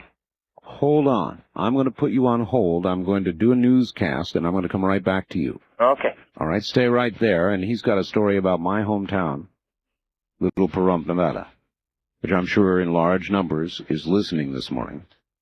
So all of you out in Pahrump, get ready, because here comes a story that comes from right there in town. It is a very odd place, and in Pahrump, Nevada, which is Nye County, there are brothels, for it is a legal business there. And in one of those brothels, there has for years and years and years been a ghost named Harold. We'll be back. Once again, here I am. Hi, everybody. What a program this morning, huh? And it's all you. Thank you very much for a very, very, very, very unnerving, entertaining, provoking evening. We're telling ghost stories, real ghost stories. If you have one, feel free to join us. If you don't, sit back and listen. Turn out the lights if you dare and the radio up. And you may may want to tell us as the morning wears on how you're doing. Line 1, you're back on the air again. Okay. And now, Pahrump, Nevada. Yeah. I was playing football for him, and I think I was a junior, and we had an away game. So I was on the varsity bus, and my sister was on the junior varsity bus. And for some reason, the junior varsity bus got way behind us. And so we showed up at the high school, and I had the car with me. And so I decided to just stay there and wait for my sister with the car. And after everybody had left, I got in the car and I laid the seat back just to go to sleep. And then next thing I noticed, the JV bus came, and I could see people walking out. I could hear the voices. I recognized the voices. Then I woke up and looked out, and nothing was there. Oh. I didn't think much of it because, I just thought, I'm just dreaming. Dreaming, yeah. I went back to sleep, and I saw the exact same thing again. I saw the bus, saw the people getting out of the bus, heard the voices, but this time I knew I was dreaming, and I tried to wake up, and I had a hard time. But finally I woke myself up, looked out, and there was nothing there. So then I decided to go back to sleep. That was a little scary, but I went back to sleep, and I saw the exact same thing, only this time I saw my sister walk up to the side of the car. She had one of her friends with her, and she was asking to be let in. And this time, and I knew I was dreaming again, but this time I had a real hard time waking up. And finally I had to scream just to wake up. And that time I decided I'm getting out of here. And so I just went home and decided to wait for the phone call at home. And I've grown up in the country, so being out in the country alone at night never really bothered me, but this really did. And I understand. I think it odd that you knew you were in a dream. I've never had that experience. My dreams have always been as reality until I woke up and knew. When you wake up, you had a dream, right? Uh-huh. But I've never known in a dream that I was dreaming. That's odd. And I lived about a half a mile from one of those houses of ill repute that you talk about, so you know how far I had to drive home from high school. I do. I thank you for the call. All right, thanks. And, yes, indeed. I know the area. Good morning on our... Oh, you would have been. Wild card line's free. Instead, you're on the air. Hello. Hello, Art. I have a little story. This goes back to, about the early 70s. Where are you? I'm calling from Linwood, Washington. All right. AVI. My name's Tom. I was traveling across Nevada from Idaho down to California, and it was early in the morning, and I was outside of Winnemucca about 5:30 or 6 o'clock, and I was by myself, and I'm out of breath. Okay. As I was driving along, it was out in the desert area, and there was virtually uninhabited. Right. And a car came up behind me with two inhabitants who they started following right on my bumper. And I became concerned because it became apparent that they were really interested in getting me stopped. And they would pull up alongside and motion me over and things like that. And I was afraid that I was afraid they were going to assault you, rob you, whatever. Yeah, sure, that'd be natural. So as we went along, this played out for several miles, and they kept motioning for me to pull over, and they come up alongside, and I became quite fearful. Well, the oddest thing happened. I had a flat tire, and I could feel the car start to sway. Sure. And I pulled up to a stop, and off to the right was a house, and this car pulled up along and stopped behind me, and I didn't know what to do. I was afraid to get out, and somebody came out of this house to a pickup that was running. I mean, this was the only house in the area. There was nothing else around. Right. And he walked out and he looked, and one of the people in the car pointed to this guy, and then they went ahead and pulled on by me and took off. So I got out, and I looked at the man, and he was doing something around the pickup, and so I went ahead and got my tire out and changed it and went on my way. Well, this left, it made me quite fearful. Yes. Well, on the way back from California back to Idaho, I looked for this place. I wanted to stop, and it left such a mark on me psychologically. Sure. I found the place. It was totally uninhabited. No windows, no doors, just a little shack. Yes. And what do you think happened to you? I mean, I honestly don't know. I honestly feel that something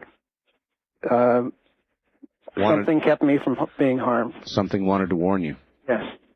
Well, these two guys away is what happened. That's quite a story. Thank you. You're welcome. Good morning. On our first-time caller line, you're on the air. Good morning. Yeah, good morning. Where are you, sir? I'm in Reno. Reno. My name's John. I'm from, I'm in Sparks. I've been listening to your show on spooks and goblins here, and let me turn down this radio. No, just actually turn it off all the way. Just extinguish it. There, it's out. Right. And I got an interesting story. My wife used to, or my ex-wife used to dabble with Ouija boards and what have you, and I understand exactly how you feel. I can hear it in your voice, but we were horsing around with it one night, and the following weekend I'd gone out fishing with a friend of mine and came back later that evening, and we watched TV for a while, and then we went to bed, I guess about 11:30, 12 o'clock at night. And the back door of the house and the front door of the house were in line with each other. And our bedroom was at the other end of the house. Right. And I was just dozing off, and I swore I heard the back door open. And somebody in heavy boots closed the door and walked through my kitchen. Mm-hmm. I went to my dresser drawer, and I grabbed my 9mm, and I took it out, and I was standing in the hallway thinking, God, I hope I don't have to do this. I got locked and loaded, and I swung out into the hallway, and there was just enough residual light in the living room where I could see the silhouette of this individual, about 6'3", pretty stocky person. And I uttered some explicatives deleted and told him to freeze right where he was or I was going to dump him. And you remember the old window shades where you pull them down, you let them go, and they just go up and spin around? Very well, yes. Yeah, well, that's exactly what happened to this silhouette. Oh, you're... Straight up. Really? Just like a window? Just like the old window shades, it just went straight up and vanished. And that was a very puckering experience, if you know what I mean. I know what you mean. And I'll never forget it. We had other interesting happenings in that house, too. We had clocks that would mysteriously just slide off the shelf and drop onto the floor for no reason at all. Well, this has been sphincter tightening enough for me. Yeah. Oh, yeah, this is a really great show. I want to get off the air and listen some more. All right, thank you. Have a good morning. Oh, boy. That's pretty descriptive, like a window... Like that. That's the kind of thing that'll put you on your knees for a while. Line 3, you're on the air. Hi, Art. This is Chris in Carson City. Hi, Chris. And I'm calling. This is a story that my brother told All right. to me. All right. And I have no doubt that it's true. He doesn't engage in lying. But my brother was taking a nap. First of all, my father passed away in June of '91, and he had a very sudden heart attack. I mean, I had dinner with him an hour before, and he was perfectly fine. We were joking, and People always say that. He was fine. he was. And we were joking about a local casino there where I like and he didn't. He was saying, well, if I go in there to cash a check with you, I've got to take a shower because it's so greasy, you know. And he was just joking. Yeah.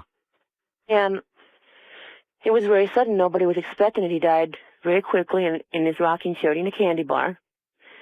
And about 6 months later, my brother was taking a nap. He worked graveyard, and he had to sleep during the day.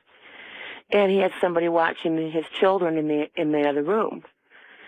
Well, in his dream, he heard a phone ring. Now, he has no phone in his bedroom. But in his dream, he heard the phone ring, and he picks up the phone, and it's my father on the other end of the line. Now, my father was a compulsive gambler, and I think one of the things that killed him was the stress of having gambled away everything that he and my mom had. Guilt. And my brother said that he heard casino noises in the background, and the noises of slot machines, and he could tell that my father was calling from a casino. Yeah. He said, I need to talk to you, and I need to make it quick. I've gambled away all my prayers, or I've cashed in all my prayers to make this call to you. And apparently, the way my dad said, he said, the way my dad had it, people pray for you, and the prayers are part of the economy of this place where he was. And as many prayers as people prayed for you, that was the things that you could do. And he was using all his prayers to make this call. And he said, I have a message for you. He said, you're going to die within a year. But that's not the message. I have a more important message that I really need to get to you. And before he could get the message to my brother, the phone went dead. And my brother woke up. But he came out of the room, and he didn't think much about it except that it was a dream and the stress of my father having passed away. Mm-hmm. And my little niece came in and said, Daddy, who called you, and why is there a phone in your room? And now it's been 2 years. My brother isn't dead. And so I kind of discounted the whole thing, except that my mom said that there are different ways of dying. Now, when my dad died, my brother was always dependent on my dad for everything, and never really could hold a job, never really could do anything. As soon as my dad died, my brother started going to college. He started getting work, getting a job. Doing all the things that had your dad lived, it would have wanted him to. Now, I think that my dad was saying that, hey, the old Dan is going to die in a year. There's going to be a new Dan. That's the way I see it, that there's there's a totally different man, responsible, taking responsibility in his life, doing the things in his life that he should be doing. I've got you. I've got Would to like go. to know, though, what the other message was. I can imagine. Thank you for the call. Thank you for the story, and a good one it was. Now, there's lots of ways to die. Line 1, you're on the air. Morning. Good morning. This is Joyce Button from Toppenish, Washington. Hi, Joyce. How are you doing this morning? Fine. Just fine. Good. Oh, well, first off, I wanted to tell you that I'm an Indian woman, and I really can identify with some of the things your callers have been saying. But I wanted to talk about Uncle Joe. Uncle Joe, all right. If you can remember that fellow. Oh, I do very well, yes. Okay. I was married in 1977 to a man that, well, they have a long book. I guess it dates back years and years ago, and really wasn't paying a whole lot of attention to what was going on in his life. But being an Indian woman, there's a lot of spirituality in my own family line. But I thought was really strange is how both of us kind of came together, and a lot of really weird things were happening in our life. Of course, we're not married anymore, thank God. But at the time, I didn't really understand what was going on with him. But looking back on it, I'm kind of scared that if I ever see him again, it'll be right before I die. Because that fellow said, well, I got to go see Uncle Joe. Everywhere he went, and I know that his family, they were older, but he would go like to see, he'd want to go see his aunt or his uncle or whatever, and right before he got there, they'd already be gone. And the same thing happened with a teacher that... It would be just a sudden impulse. He didn't have these frequently, right? But when he did have them, somebody actually died? Right. And I really wasn't paying it a whole lot of attention, what was going on, until my foster father, who I was real close to, he had a terminal illness, and we all knew he was going to pass away. He was dying of cancer over on Whidbey Island, and I went over there, and I said, hey, I've got to go, I've got to get ready right now, and I threw my things together and took off, and I had this vision, one of the first visions I've had, and I've had quite a few since, but there was this airplane. It looked like a tiny toy airplane, and these 3 huge angels behind it. And then you could see inside this airplane and these passengers, but this one passenger, I couldn't see their face, and it was like a real tiny airplane, and he was wearing a gray jacket. Well, my husband had to work overtime and said that he couldn't go to see my father, and they were real close. Well, he came, there was a knock at the door, and I looked out, and there he was, and I really didn't think anything of it, and I opened up the door, and there was this terrible feeling of death that just went right through me. And my foster brother, who was a nurse, literally ran down the hall, and he said, no, let me get him ready for you first. And I just got terrified, and I took a look at his face, and I said, well, let's go across the street and see the kids, because they were staying at the neighbors. And halfway through the clearing, I felt my father die. And I just felt so horrible when I felt his spirit, just leave. And, of course, I knew my dad was dead, and I went and tried to get him involved with, seeing the children. When we got back, my mom was having a glass of high cherry wine. Dad has always made wine himself, and she looked right at my husband's face, and she just with hate in her eyes, and she said, well, he's dead, like he had been the one to kill him. And all of a sudden, I remember that vision of that gray coat, and I looked at my husband. He was wearing that gray jacket, and it was him. He was coming, in that tiny plane. And that's how he had gotten there. He had flown there, chartered a small plane to come into Whidbey Island, taken a taxi, and come to the house. And all of a sudden, all the pieces fit together, and I looked back, and I thought, oh, my God, he told me that he was going down the hall right before his father died. Well, listen, we're out of time, but if ever a woman had reason not to see an ex... if you hear he's on the way to visit you, I'd grab the nearest passport and be headed out. I think I will. All right, thank you. Thanks. Bye-bye. And while we're on the subject of airplanes, I have a very good friend that works for one of the major airlines in this country, maybe the biggest airline, actually. And there are some planes, and I'm intentionally not going to tell you which airline it is. Actually, they've made movies about it. But because of the violent nature of airplane crashes, companies that have been in the business for a very long time and have had crashes know planes are haunted. There are some bone-chilling stories to be told about haunted airplanes. And because I don't want to compromise something that's been told to me, I'm not going to pass it on to you. I'm just going to say, believe it. There are some airplanes that are that have more flying than just the paying passengers, let me put it that way. Good morning. On the first-time caller line, you're on the air. This is Alan from Birmingham, Alabama. Alan from Birmingham. Hi, Alan. How you doing? Still doing the stuff on the ghost stories? Oh, we sure are, Alan. All right. Well, I got one for you. All right. All right, me and my best friend, ever since we met, we've been having, like, strange occurrences happening whenever we're around each other. Right. And, you know, we could, like, know what each other's thinking, and if something happens to one of us, you know, the other knows about it and things like that. Sure. Well, he joined the Army about 2.5 years ago. Alan, Yeah. I have a break coming up right now. Might I ask that you hold through it so we can get your whole story in? Okay. All right, good. Stay right where you are. That's Alan in Birmingham, Alabama.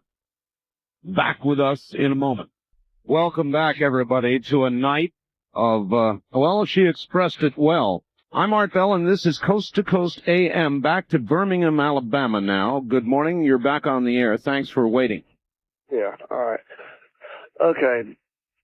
So, me and my best friend Lance, it's like, you know, we always kind of have, like, sort of like the same dreams and stuff, but we was always wondering how this happened and stuff. So, he got hurt while he was in basic training, and he had a convalescent sleeve, and I was living in Huntsville at the time. Right.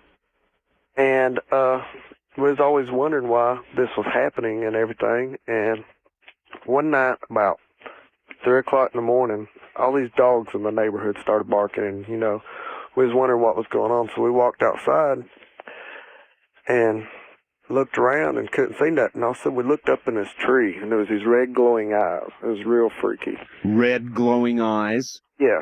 Okay. And about that time, the dogs shut up, and the whole neighborhood went black. We found out the next day, all southeast Huntsville was in a blackout. And all of a sudden, there was this white Bengal tiger, as like a shadow, walked up in the yard. Yes. And all of a sudden, it transformed, and this man, he was Egyptian.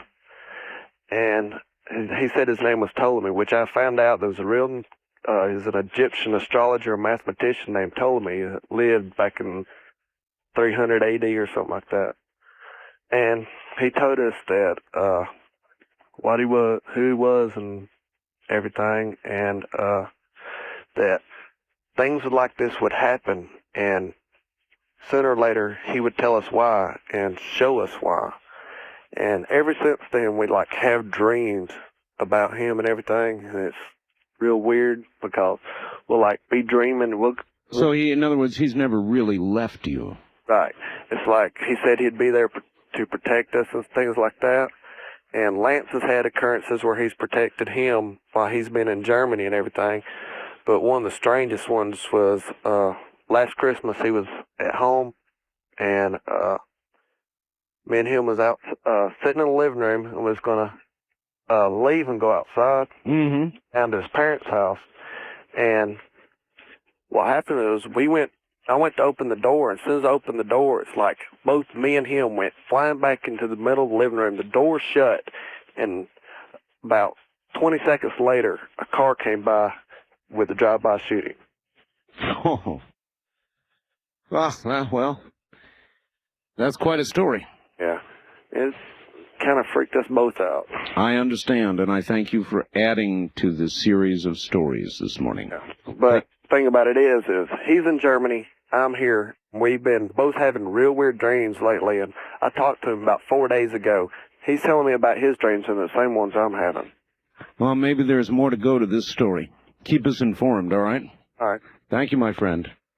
Line 2, you're on the air. Morning, can you hear me? I can hear you, but not well. Let me see if I can make it better. Can you hear me now? Oh, much better, yes. Okay. What I'm going to tell you, I've never told anyone before. It started many years ago. I was born in 1949 in April. And April 5th, 1952, 5 days before my 3rd birthday, my older brother died. The only memories I really have of him is him laying in his coffin. He was buried 2 days before my 3rd birthday, and on my 3rd birthday, he came back and talked to me. Now, I was a very little child, but I remember that very clearly. Since that time, and I'm 44 years old now, every April 10th, no matter where I have been in this world, he always comes back and talks to me again. How? I mean, what form does he take? How does this happen? He looks exactly like he did the day he died. He looks like a 4-year-old child. And it doesn't matter where I am. When I was in Vietnam, it doesn't make any difference.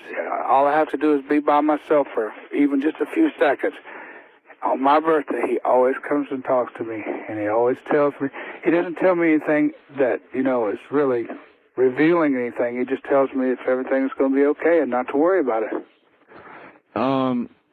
How do you handle that? I mean, Well, it's been ever since I was a little tiny child, so it's normal for me. I mean, I don't tell anybody about this. I wouldn't be telling you if it wasn't on the. What about your parents? Who I am. I know. What about your parents? As far as I know, they never have any. Nobody's like. He always told me to not tell anybody, so I've never heard anybody else say anything about it, so I don't know. I just know that he talks to me every April 10th on my birthday. That's incredible. I'll tell you, I'm honored that you decided to tell us. Well, like I say, I wouldn't tell you if you could know who I am, because he told me not to tell anybody. But like this, where you can't know who I am, it's okay. Thank you for the story. You're welcome. Good morning. Well, what do you think about that? Sound credible to you? Sound like someone who was just calling to jerk our chain? I don't think so. Same way I feel about most all the calls we've had this morning. This has been very good. If you've listened to all this, I think that you've got to be sitting there wondering about all this. Hi there. First-time caller line, you're on the air. Hello? No, are you there? Last chance. Yes. You are. Where are you, sir? I'm calling from Denver. Denver, Colorado. Welcome to the program. Yes. Probably one thing about the ghost story thing, I was hardly ever a believer. Growing up as a Christian, I really was for the most part taught not to believe in that.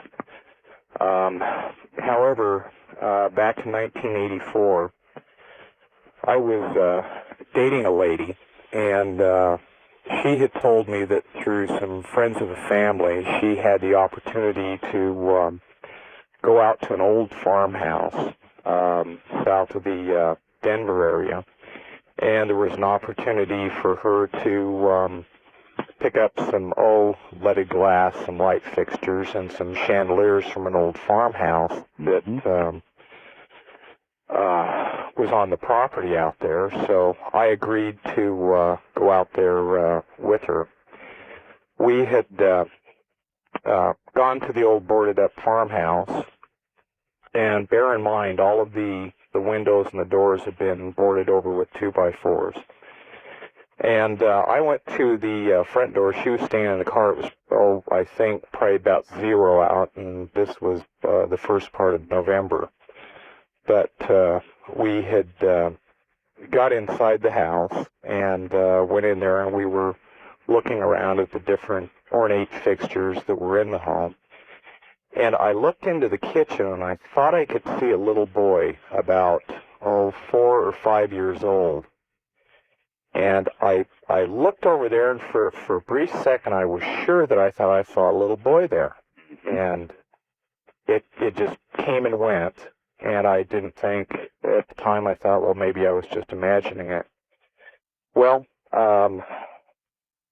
another 5 minutes went by, and we were walking through there, and I looked over to Shelley, and I said, I thought I saw a little boy in here. And she said, oh, don't worry about it. You're dreaming, this, that, and the other. And I walked into another adjoining room where the chandelier was, and had grabbed a little step stool and was getting ready to get up on that. And Shelley let out this blood-curdling scream and came running in, and she said, there's a little boy in here. And I said, I thought I saw something too. So we walked around on the bottom floor of the old farmhouse, and I said, if you'll be real quiet, if we could hear him running through here, we might be able to grab him and find out what's going on, because at these temperatures, the little guy's going to freeze to death in here. Mm-hmm. We searched through the house, the stairway. I was standing by the stairway to the second floor, so I know that nobody could have walked past me. And we just decided at that time that maybe we both saw something, or possibly a cupboard door or something caused shadow. Mutual hallucination, something. Apparently, and we didn't think too much about it at that time. Well, I had taken the fixture down and had deglazed some cabinet doors that had the beveled glass in it. And we went outside, and I ran into a friend of mine who works for the power company. And he had saw my rig out there, and he was sitting out in his pickup making a radio call. And when we walked out there and got in our rig, he said he didn't know if Shelley was my wife or not. I hadn't seen him for a while. All right, we're almost out of time here. I'll speed it up. Anyway, we had left and gone up to the new home that was built on this farm. It was built in about the 60s. We went up there to thank the people and got to meet the matriarch of the family, and her name was Grandma Ann. Wonderful lady. We went in there, we spoke to people, and we said thank you for letting us have those fixtures. Shelley had walked in there to where her grandmother's little, I guess, bedroom, you would call it, next to a den. And we looked down and we saw a little picture of the boy and 2 girls. Oh, boy. All right, I've got to hold it there. Thank you. So there was the boy. There was the boy. That's an incredible story. People coming back. People never leaving. People who die, whose spirits remain here for some troubling reason. Usually troubling. What a remarkable string of stories this morning. Good morning. On our first-time caller line, you're on the air. From where are you calling, please? I'm calling from Seattle, KBI. Seattle, yes, sir. This happened about 11 years ago. I had a girlfriend who had been killed in a car accident by a drunk driver.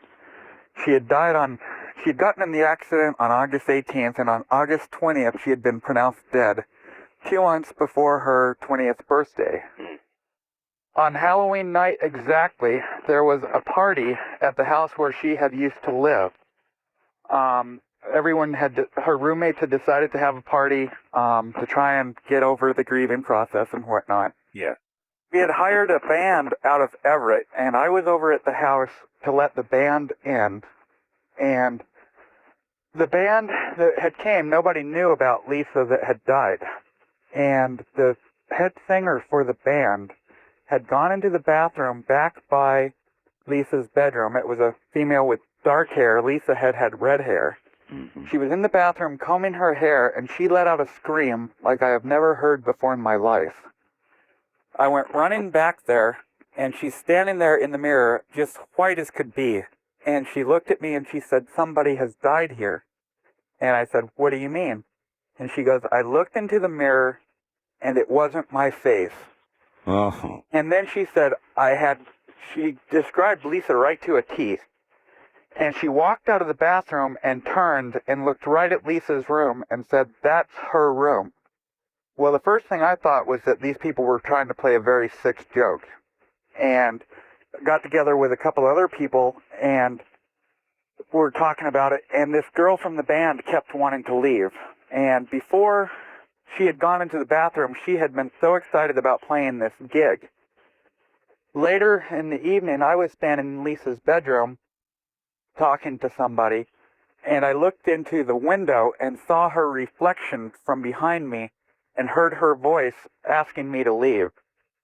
And I left the party, and then later that night, over $10,000 damage was done to that house by people getting out of hand.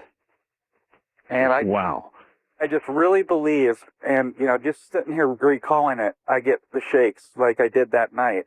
And I just really believe that she had came back not wanting people sitting there getting drunk. I'm kind of curious about something. How has this affected your spiritual life? Since that time, what's your belief system like? I mean, are you now absolutely convinced that there is another life? Oh, yes. I've been convinced. When I was a child, my parents owned a mobile home, and they had always told us that this mobile home was haunted, and have always told this story. And we always thought they were kidding with us, trying to scare us and whatnot. And until this happened, I really didn't believe it. And, I still get the shakes. I'm sitting here shaking now, thinking about it. Hearing these other stories must be a very reinforcing experience for you. Yes, it is. Thank you for the call. Thank you. And good morning. And if you're just joining us, welcome to the program. We're telling ghost stories. Real ones. The place where Halloween is really occurring. Right here. It's called Coast to Coast AM. Good morning. Line 3, you're on the air. Hi, Art. Hello. Some incredible stories tonight. This is Margaret at Grants Pass, Oregon. But anyway, my story dates back to 1945. And the year of my birth, I might add. Oh, you're that old? Oh, my goodness. Well, I'm 71. Are you that old? Yeah. Oh, my goodness.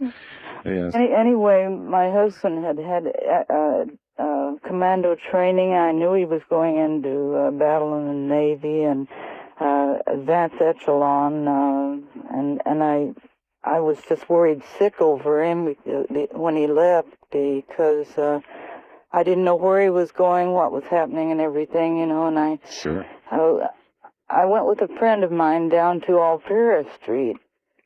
And I don't believe in fortune telling or anything.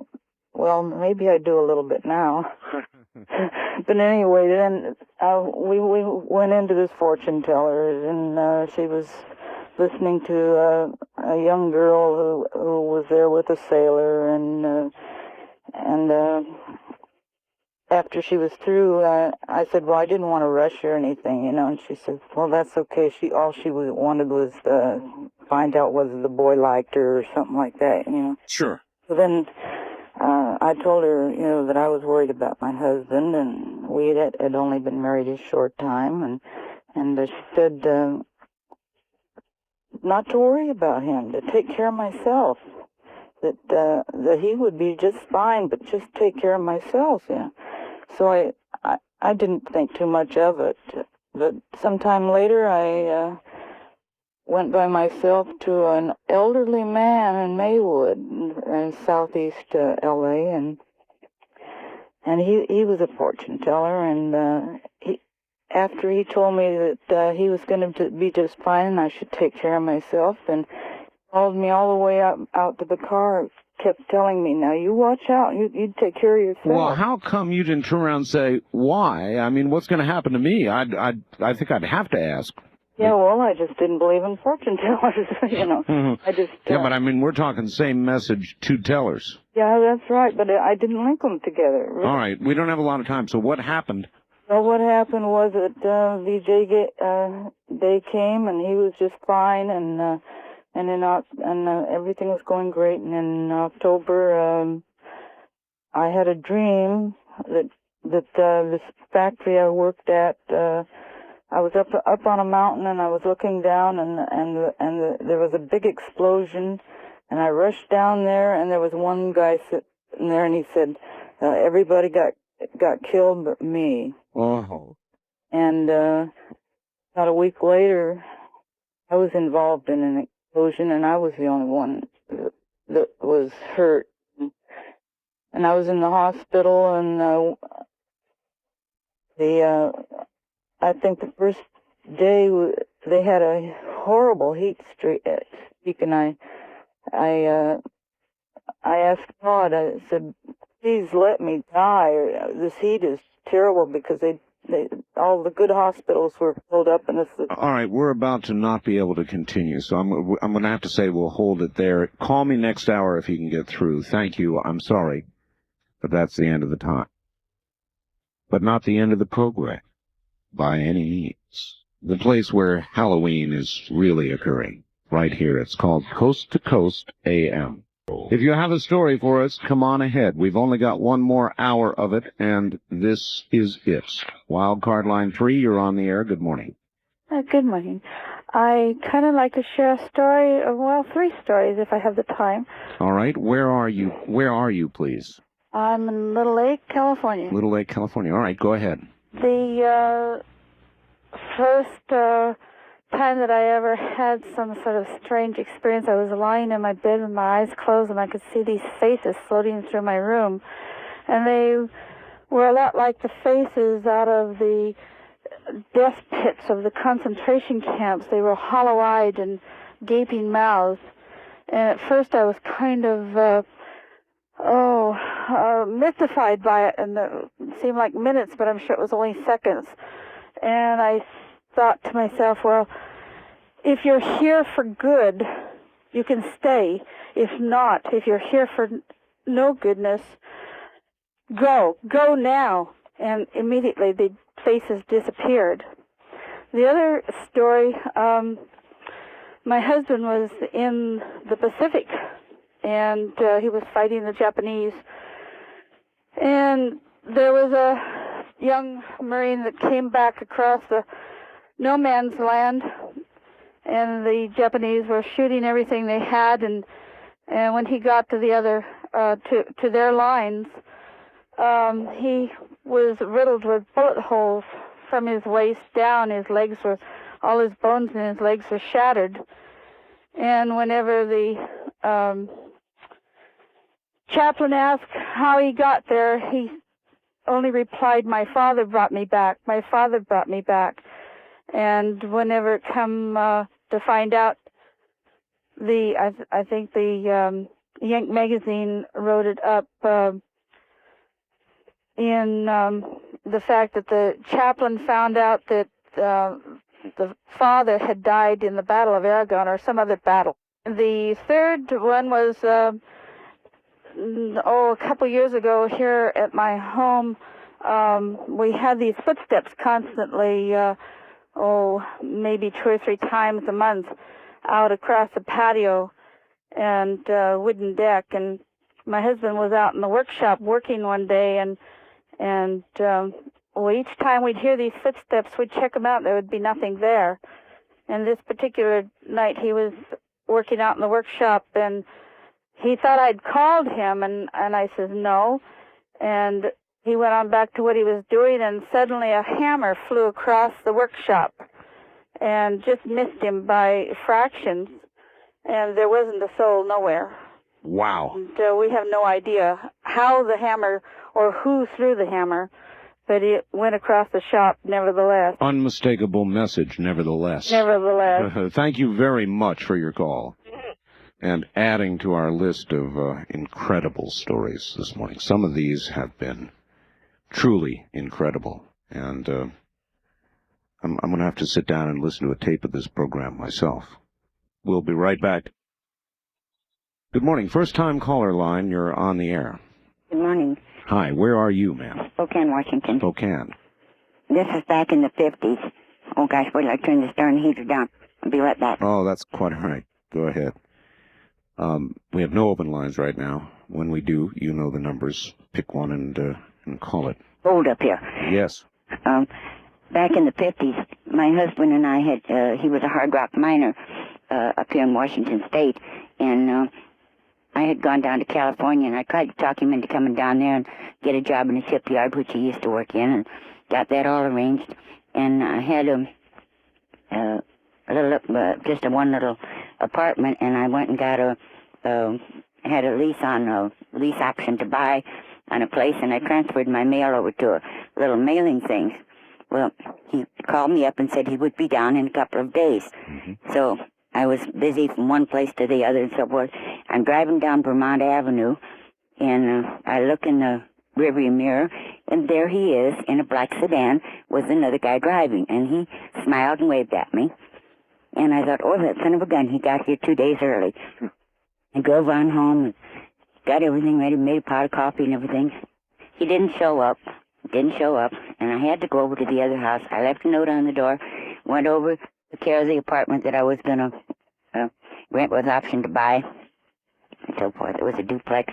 Right. It paid for itself and everything because the beauty operator was in the other half. And I was real proud of that. Went back home, didn't hear anything. About 4 days later, I got a letter in this little mail's office. The girl called me and said, you've got a letter from a poem, and I went over and picked it up, and he had written to me. And a couple of days later, I got a telegram that he had been killed the day after I saw him in the car. Oh, gee. I have never remarried. It was such a blow. I just couldn't believe it. I mean, he was killed. He had sold the house. He had sold our furniture. He had packed up things to ship and everything. And he was killed the day before he was supposed to work one shift and leave, and the next morning, and he was killed. And so as a result, you have never remarried? No, it was too much. I understand, and I really appreciate your taking the trouble to call us. Thank you. Take care.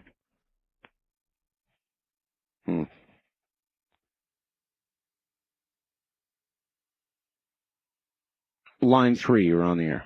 Good morning. Hello. Are you there? I'm here. I just wanted to say I had an incident happen about 4 years ago. I went to my mother's house, and my mother has her grandmother, at the time was her mother, was living with her, and she was approximately about 90 years old, and pretty well bedridden. I mean, she couldn't get out past the kitchen. Sure. And we went to dinner. I just happened to stop by and see her, and she said, let's go to dinner. And I said, fine. So before we left, she always keeps the windows locked.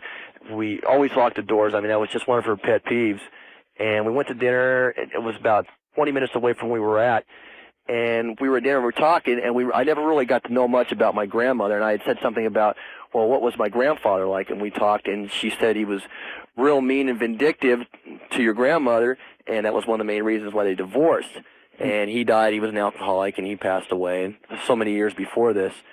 So, I mean, we went into other conversations, and at the end of the evening, we went back to the house.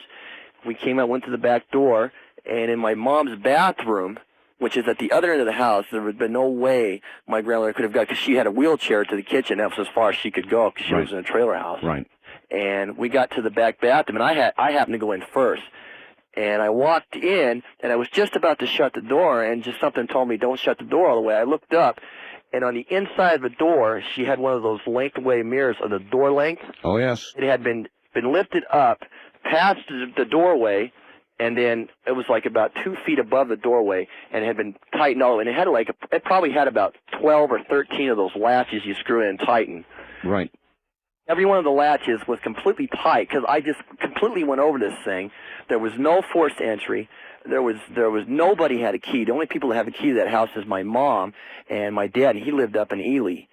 And this chill just ran down my back, because if anybody was to break into the house, I mean, there's been just no godly reason why they would just raise this mirror up and tighten it down like they did. And I told her to come in. I says, were you messing with the mirror earlier this afternoon? She said, no, I've never messed with the mirror. And she looked in, and her face just turned white. And, I mean, it was just really weird. And we went in to check on my grandma to make sure she was all right. And she was in the other room. She was just muttering my grandfather's name, just kept muttering. I mean, she never really ever talks about him. And she just kept muttering. I mean, she didn't say, just kept saying his name over and over and over again. And, I mean, after that, I mean, I've heard stories and stuff, and I used to be skeptic about it, but never again. I mean, to this day, when we took the mirror off the next day, I mean, she didn't even want the mirror in the house. I took it to the dump and got rid of it. But, I mean, that is probably one of the weirdest things I've ever had happen to me, or to her for that matter. Well, you've told that story on the right morning, sir. Thank you. Thank you very much. Take care. And I know that a lot of you sitting out there listening to all of this morning have got to be going through some changes, because I sure am. These aren't nuts. These people are literate, obviously well-educated, articulate, young, old, middle-aged. That last caller was just another example. How can you ignore it?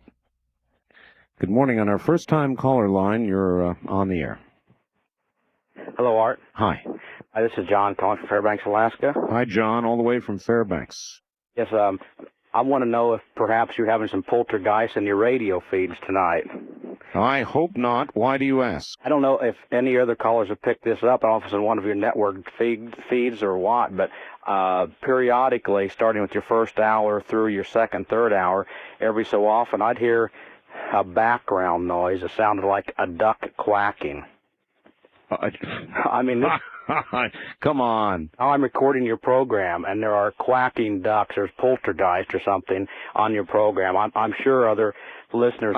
Do you have the tape there? I have the tape going right now. Look. Oh, well, you have it going now to record your own call. Exactly. I turned everything way down, but hopefully I can still record it. But periodic. All right, I'll tell you what I'm going to do. Okay. I'm going to terminate this conversation with you now. And what I want you to do is cue your recorder to where you've got that on tape. Okay. And call me back and play it. Okay. Will you do that? Tonight? Tonight. Okay, I'll try, because it's been probably an hour since I've heard it, but I'll try to get it for you. If you can do it, call me back on the same line. Okay. All right? Okay, I'll try to do that because I wanted to share a couple stories with you. Well, if you want to do, all right, fine. Go ahead and share. You've got time to share one now. Go ahead.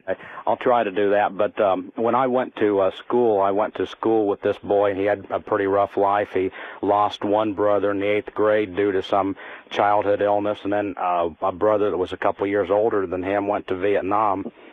And he was killed when he was a gunner on board a helicopter, and he was killed in action in Vietnam. And he led a fairly unhappy life, and we parted ways, and I joined the Air Force, and I ended up in Alaska, and I was stationed at Eielson Air Force Base, and one night he came to me in a dream, and he was very sad in the dream, and he was crying. And he expressed to me in the dream that he'd been hurt badly, and he just had a car wreck. And I just thought it was a dream. And a few days later, I received a letter from my mom and a newspaper clipping that he'd been killed in a car wreck. Oh, boy. All right. And it was more than a coincidence. I understand. All right. Look, let's hold it here. Call me back with that tape. Line 3, you're on the air. Yeah, actually, I have a ghost story that I'm still trying to resolve now. I'm trying to find out who the ghost is. However, it's kind of a mundane ghost story. You mean this is going on now? Yeah, where I work. All right. But it's real mundane. He just walks through the place and doesn't bother anyone. But when I lived in Santa Barbara, my father was a pastor of a church. And he was a part-time pastor of a church, a small church, couldn't afford to pay him. Part of his compensation was we lived in some apartments in the second story of the church.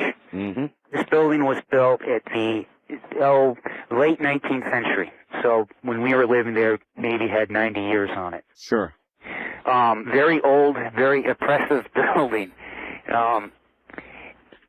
Everyone I know who lived there was terrified, I mean literally terrified, to go downstairs when it was dark. It was my job, for instance, to go turn on the lights in the morning. Mm-hmm. Sunday morning I had to go turn. my dad, many years later, said, well, I didn't want your sisters doing that. You know, why do I have to? Well, right. Lucky you. Yeah, well, I swear, we go down in the dark, and there was something there. There was something there. I knew it. I found out I'm not the only one who felt that way. There were some people we knew who lived there after we did. Everyone in that family refused to go downstairs when it was dark. Anytime somebody went down there, they knew something was there. Well, we later found out someone had committed suicide in that church. Yeah, there you go. Many years earlier, someone committed suicide in that church. One of the people who lived there, he was a member of the church, he lived there the same time we did. He, very nice guy. It turned out, this happened just a few years ago, this man murdered he just flipped out and he murdered his mother and his father. And he'd lived in that church for years. I don't know if it's connected, but he had flipped out, he murdered his mother and his father. It absolutely wouldn't surprise me. It made the news here in town. And this happened a couple years ago in Santa Barbara. He knifed his mother and father. The church was sold. A military prep school bought it and had a bunch of cadets living there and going to school there. Right. Some of those cadets got it in their mind to go down and kill a homeless person. The military academy got closed down because their cadets had committed murder. I went back a couple years ago, and with a friend who also used to live there, we went to the place because she still lives in Santa Barbara. She goes, well, it's a coffee house now. Now, that's not just something you get on your mind. Yeah, exactly. And we went to the coffee house, and now the coffee house was an occult theme. And you go in, and what I felt when I went in there by myself, and just in all the paintings on the wall, all the decorations was there. We talked to a man whose studio was upstairs in what used to be our apartments. Yes. He said he would not stay there at night. At night, when it got dark, he went home. Whatever it was. That building was not a pleasant place. I've got you, sir. Thank you very much for the call. I've sure got you. I'll tell you, that really does seem to go on. It does seem to stay within buildings, structures, where things have occurred. Though on other occasions, spirits, ghosts, if you want, have followed people.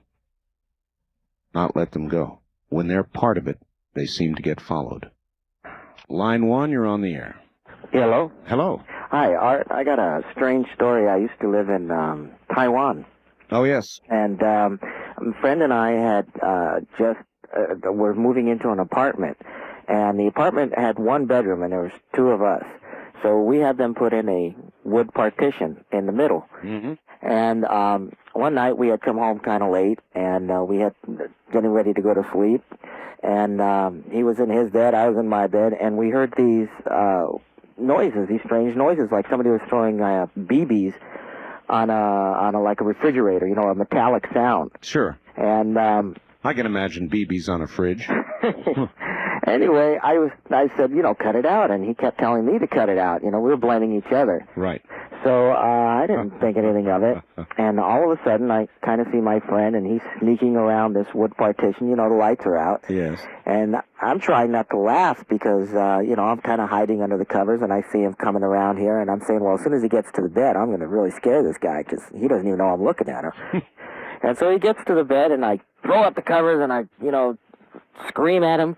And I hear my friend in his bed say, Tony, cut it out. And I tell you, I just broke out into like a cold sweat.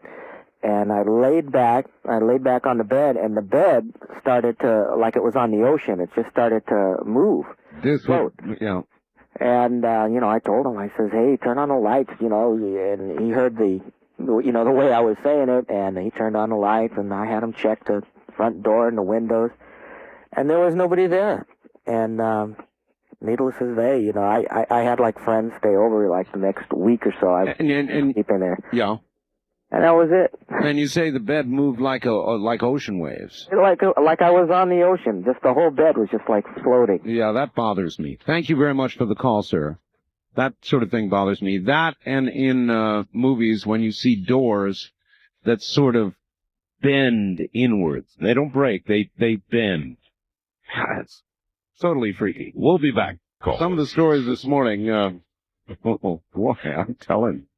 Really, you have all done very well this morning, and there's still a bit more to come, so here we go. Line 2, you're on the air. Yes, sir. Hi. Hi, how are you doing? Fine. Well, my story is, my son used to come in. He was 19 years old, and he used to pick roses all the time for me. Right. So one day, he said that he was going to go out of state, and I didn't agree. He says, let me go. He says, I have a premonition that I don't have a long lifespan. I says, don't be silly. I said, anybody that's going to go first, it'll be me. He says, well, he says, promise me if anything happens to me, he says, you'll send me roses. I says, oh, yeah, and send me lilacs. Right. So a year later, he got in a car accident, and he passed away. Christmas. We lived in an old farmhouse over 100 years old. The doorbell was not connected, and the doors were jammed. The one door is never open. 2 days after he died, the doorbell rang, and the doors flew open, and you could smell roses. Oh. He'd come back to say goodbye. Oh.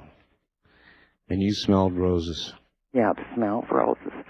And we were just... How did you react emotionally when that happened? I had a very good feeling because he came back to say goodbye to me. And I knew that there was something. Because he was only 20 years old when he passed away.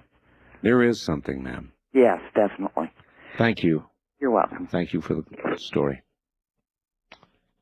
A lot of stories like that. Variations of it. People who have left didn't get finished with their business before they had to go. Good morning. On the first-time caller line, you're on the air. Art, this is John calling you back from Fairbanks. Hi, John. Oh, yes, John. I've edited the tapes. Now, I'm going to try to let you hear this duck quacking, and this was just a few minutes ago when you were talking to the young gentleman just before you took your station break. Yeah. Now, if this doesn't come across from this portable tape player, I will make copies and send them to you and let you pick it up yourself. All right, let's hear it. Here goes. This is just from about 10 minutes ago. We'll see how this comes across the network. Here goes. Oh, I said, hey, turn on the lights, and he heard the way I was saying it, and he turned on the lights, and I had him check the front door and the windows, and there was nobody there. And needless to say, I had like friends stay over like the next week or so. I absolutely heard it. Hear that? I heard it. That's been on your program all evening long sporadically, that duck quacking noise. Well, I wonder if people at other affiliates have heard that. I figured some other caller would identify it to you because I've heard it from the beginning of your show. All right, it was clearly there. Either we have a board operator in Fairbanks who has a sense of humor, or from a source that no doubt you suspect. It'd be interesting to know, but I've been hearing it from your hour one on through. All right, thank you. Thank you for the callback, and I heard it quite clearly. That was in Fairbanks. Well, what about some of you at other affiliates? Did you hear any such thing? I assure you I did nothing like that here. Nothing. Line 2, you're on the air. Good morning, Art. Oh, good morning. Yes, I wanted to say when I was a teenager, I was sleeping away, and in this dream, I was holding up my casket. So I was screaming, and my mother come running in, and she said, "What's the matter?" I said, "I'm holding up a casket." And she said, "Who's in it?" And I said, "Your brother." So in 2 days, she got the call he had died. Oh, how did she, when you told her that in the first place? I'd seen his face in the casket. How did she react to that when you told her? She was more or less a psychic herself, and she believed it. And he had a sunstroke. And then another time, my dad we lived on the farm, and he had to go to another city in the same state, not far away. And his sister wasn't expected to live. So we didn't have a phone, so a friend had come over and told him that his sister was sick. So he went, and sure enough, about 4 days later, in the middle of the night, clock. We had a clock that struck the hour. Sure. And sure enough, the clock usually went bong, bong. This time it went bong, bong. So my mother said, hey, she just died. And she did. Well, your mother had the power then. Yes, the clock really told us that she had died. Thank you.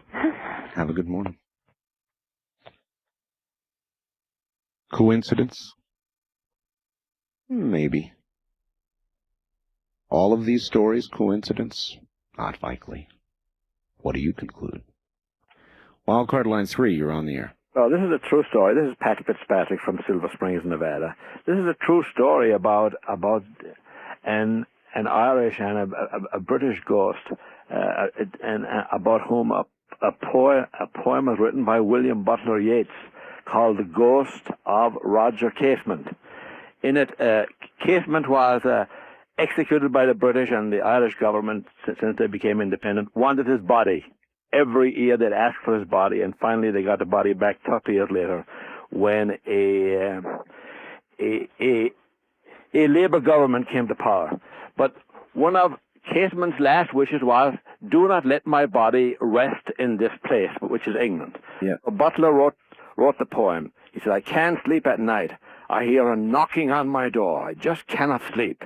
And finally, at the end of it, he said, it's the ghost of Roger Casement knocking on my door. And then the British got, and of course that poem, it was published by Yeats just when Ireland was about to go in on the British side in the Second World War. And because the British government had refused to give the body back, the Irish government stayed neutral. That's quite a story. Yeah, William Butler Yeats, The Ghost of Roger Casement. Thank you, my friend. Bye. Have a good morning, Mr. Fitzpatrick. Line 3, you're on the air. Good morning. Good morning. I'm gonna relate a story that goes back to 1968. I was drafted, sent to Nam because of the tremendous turnover of people and whatnot. Well, I was in the infantry. We were stationed in a small fire base close to the Cambodian border. And it was an evening where it was our turn to go out and set up an ambush.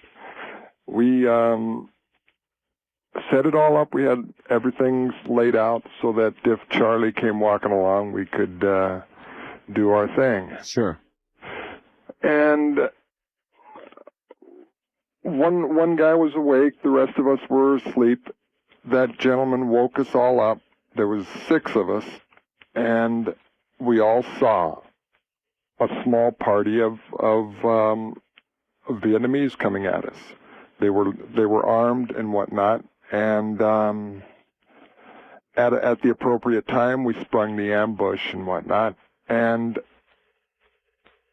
nothing happened. I mean, they just kept right on walking through it, not even looking at us. Like, incredible. It was the most crazy thing that happened over there while I was there. Imagine everybody check their ammunition. Well, you know, when you let go of the claymore, you know something goes. Absolutely. And it was the most. I mean, the country itself is a spiritual country, but then to have that happen, and I've never seen. You know, I don't know. Any of the other gentlemen. I don't know if it's that, with us. Yeah, I don't know if it's that surprising, sir. People who die violent deaths tend to linger, and there are a lot of violent deaths in war. I've never experienced anything like it, and I doubt if I ever will. But it was, and I've never told anybody about it. Big effect on your life? Well, without a doubt. Without a doubt, the whole thing was a big effect on my life. Well, I'm honored that you chose this moment to tell the story. It was a good time. Thank you for letting me say it. Thank you. Have a good morning. Do you believe him? Did he sound crazy to you, affected? Oh, I suppose you might say that with the strain of war, combat, things like that might happen. Might be a mass hallucination. or more likely not. Good morning. On the first-time caller line, you're on the air. Hello, I'm calling from Mesa, Arizona. Mesa, welcome to the program. This takes place on the Navajo Reservation, near the trailhead of Rainbow Bridge and in the vicinity of Navajo Mountain. My father and I were camping in about 1976, and we were camping in the ruins of the old Rainbow Lodge. It had burned down I don't know how many years ago. Yes. And as we were going to sleep after we'd put the campfire out, we both felt a presence of some sort. Didn't see anything. It was something we both felt. The most notable thing is that my father's a preacher, a Free Methodist preacher, and he also has a master's degree in archaeology, or anthropology, I should say. And he felt it too. I know he did, because he said he wanted to offer a prayer, and he prayed something about having a shepherd watch the sheep. Sure. And well, it I guess eventually disappeared because we both went to sleep and didn't really talk much about it after that. And that was that's the only thing I've ever happened close to that. Close to anything ghostly. But it was enough that you knew that it was something. It was there. There was a definite apprehension, a feeling of apprehension in the air. And I'm sure that people who have lived out on the reservation or visited or been in the sacred parts, which is I guess Navajo Mountain is part of the sacred area, have stories like this. And I'd be interested to hear from them too. Maybe you will. Thank you for the call. Gotcha. Right. A presence, felt, distinctly felt. Have you ever felt that? No question about it. Something's there. Or no question about it. Something cold and not particularly welcome is in your area. It's not a trivial emotion. It's overwhelming. It comes in waves. Have you ever felt it? Line 1, you're on the air. Good morning, Art. The fellow from Fairbanks is exactly right. I've been jiggling my radio, wondering what's wrong with it tonight. Usually. Where are you? Anchorage, KNI. You come in usually as clear as a bell. Tonight, it's been glitches and pops and strange. Really? Strange. I have a story about witchcraft in the Arctic and immortality. All right. 1961, I was visiting an old Eskimo friend in Teller, which is up on the Seward Peninsula, hop, skip, and a jump across from Siberia. Yes, sir. Here, the Arctic Circle, a beautiful day, and this old man, William McQuillock, tribe historian for the Mary's Igloo tribe, quite a famous Eskimo and a young man. We took a skiff, went about 30 miles out of Teller to snipe for gold up a little creek at an abandoned gold mine. I was walking along the creek, and I saw something I couldn't believe. A track of a human footprint, left foot, barefoot, in the sand. The creek had just dropped, and this was very, very fresh, and I couldn't believe it. My foot was exactly 12 inches long. This was 4 inches longer than mine. One human footprint in a place where you had to walk carefully or you'd touch your rubber boots on the sharp rocks, a lot of quartz there. I called William and his cousin over and said, "What is this?" He took one look, turned, and started walking away, both of them. About a mile back down to the skiff, and I couldn't figure out what's wrong with him. He acted afraid. I went down, and after a lot of persuasion, he told me a story of the most famous shaman. At the turn of the century, there was a huge Eskimo, nearly 7 feet tall, he said, a huge man, who traveled amongst the villagers. Strangely, he'd show up 150 miles away in one day. He preached to the people. He healed the sick. He even raised the dead, William told me. A young boy had died, and he put a tent over the grave, crawled in, a big noise, a roaring sound, and he walked out with the boy. This is a famous shaman. Turn of the century, the Great Nome Gold Rush. The Army came to try to keep order. They had a law that no witchcraft could be practiced. Well, this huge shaman showed up outside of Nome, and a troop of soldiers went out with a captain to arrest him because he was preaching revolt and warning the people, the Eskimo, against the coming white man. He said, "You cannot do anything to me. I have powers greater than you." And he had a man take a spear and stabbed him to prove it. Spit on his hands, rubbed his side, and there was no scar. The captain almost went nuts, but he arrested him. They put him on a boat to take the shaman to Seattle for trial. And a storm immediately came up and was about to sink the boat. And they looked, and the shaman, instead of being in the brig, was sitting on the stern looking back at the land. So they put him back in the brig. A few minutes later, he was back on the deck. The captain went berserk, and the sailors turned the boat around and put the shaman back ashore near Nome. And I'm sure. Told me, now you know about the track. He is still here. 61. Oh, that's a great story. Those are great stories. Thank you for the call. Good evening. You take care. Yeah, sailors, sailors particularly, wouldn't sail under those conditions. And you know that goes for sailors today too. It hasn't changed. You don't venture out to sea with that sort of thing around you. You don't do it. You just don't do it today or then. Good morning. On the first-time caller line, you're on the air. Hi, this is Mark again from KNZR in Bakersfield. Hi, Mark. I just wanted to say real quick, we haven't heard any quacking ducks, but we've had a similar experience before about a month ago during your show. What did you hear? And some ladies had called up during business hours and said they kept hearing someone saying they were going to kill them way in the background. Really? Yeah. So I don't know, maybe somebody along the line is... Well, you never know, of course, Mark, as you well know, you would have the power there to make something... Yeah, they thought one of us was doing it or something. I see. Well, I appreciate the information. I find it a little unsettling, though. Yeah, okay, just wanted to let you know. Thank you, Mark. Okay, bye-bye. Bye. That's a board operator there in Bakersfield. Well, that unsettles me a little. Line 2, you're on the air. How you doing, Art? Okay. I got a story about my uncle who died about 3 years ago. He died about 2 o'clock in the morning. So we all go to the hospital and, you know, condole my aunt. And then it was, you know, getting pretty early in the morning, so we all went home for a few hours. And then we came back.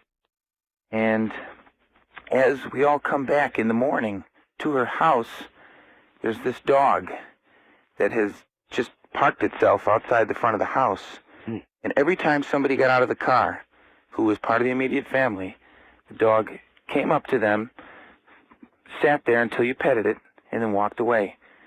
And as soon as the whole immediate family who was there, you know, came to the house, the dog went away, and we never saw the dog again.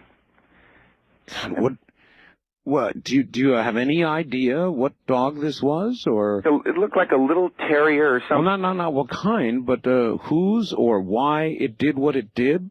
Any idea? I don't know, but it was just a little tiny dog that was so full of life, and I mean, my uncle was the same way. Here was a guy who was just so full of life, and it was just strange. It waited to greet everyone that came to the house, and after everyone got there, the dog was gone. We never saw it again. Well, that's really something. Really weird story. I don't know what it was, but it's weird. I thank you for the call. You're welcome. You take care. Good morning. On the first-time caller line, you're on the air. Hello there. Hello. Yes, sir. You're on the air. Turn your radio off, please. Oh.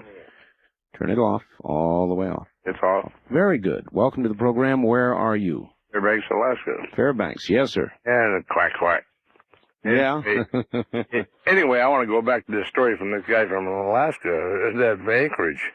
And you don't want to believe anything that anybody from Anchorage tells you because they're full of bull. Well, now, is that Say about the shaman, that is really ridiculous. Well, now, was that a kind thing to say about a sister city? Sister city, oh, they think they own Alaska, for God's sakes.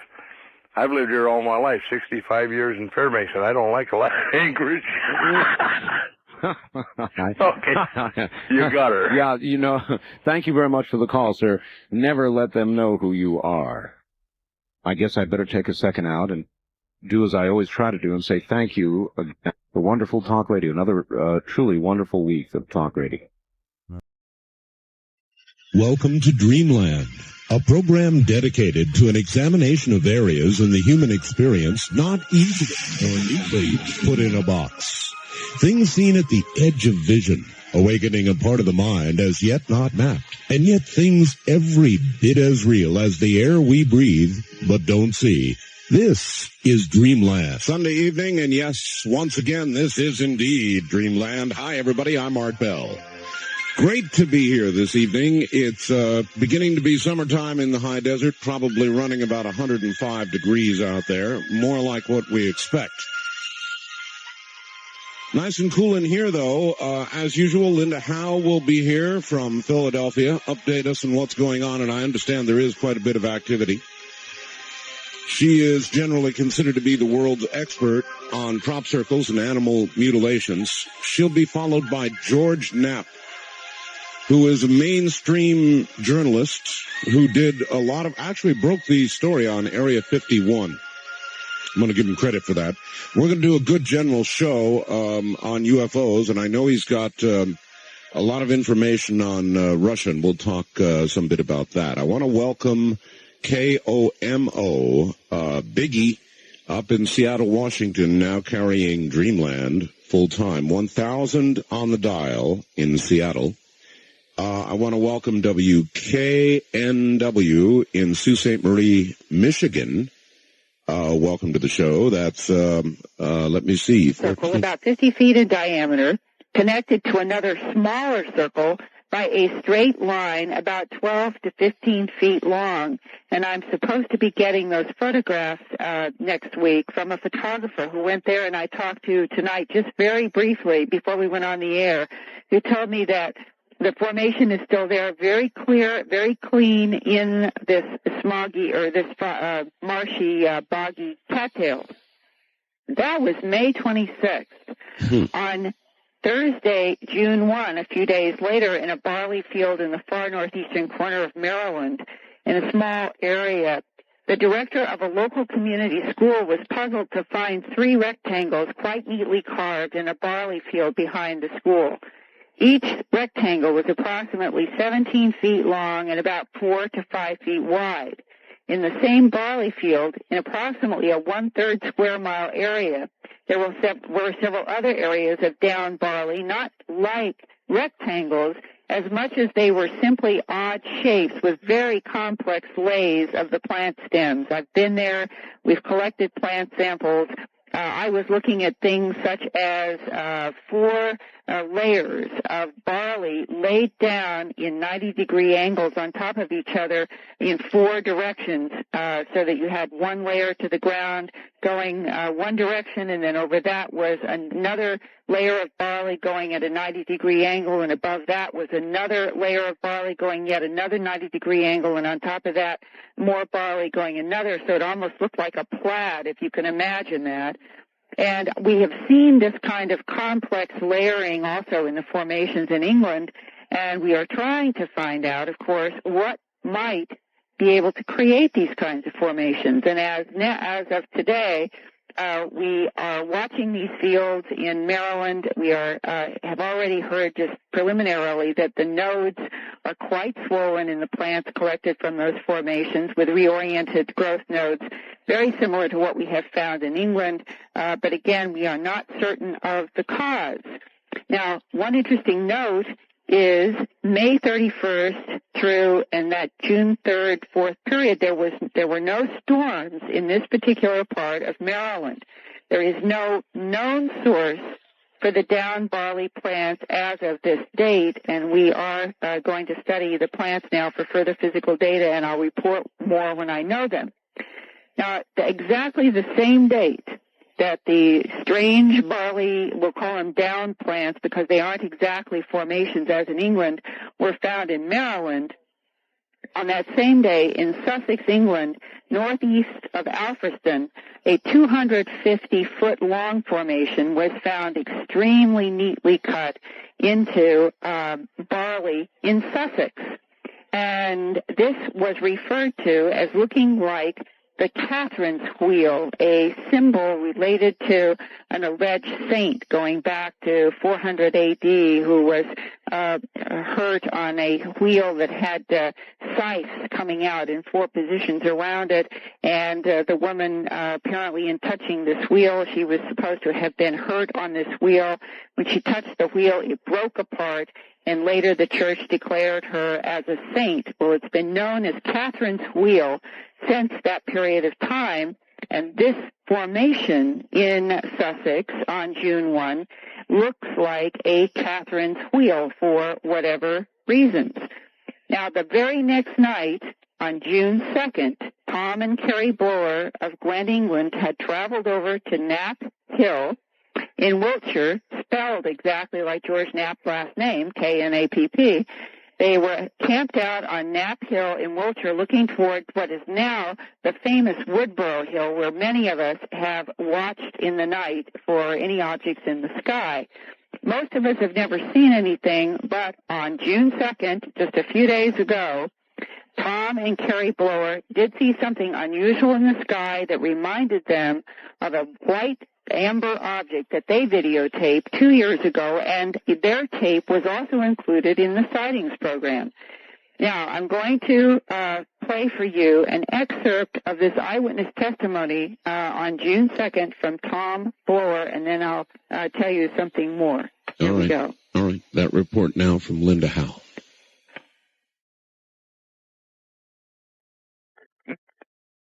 It was a very bright green light. It was big. You know, like the traffic light you see? Right. It was that kind of green, very bright.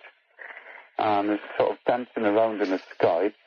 And at one point, there was like several, like white bits dropping off it, you know? Like, it looked like sparks. White sparks. Yeah.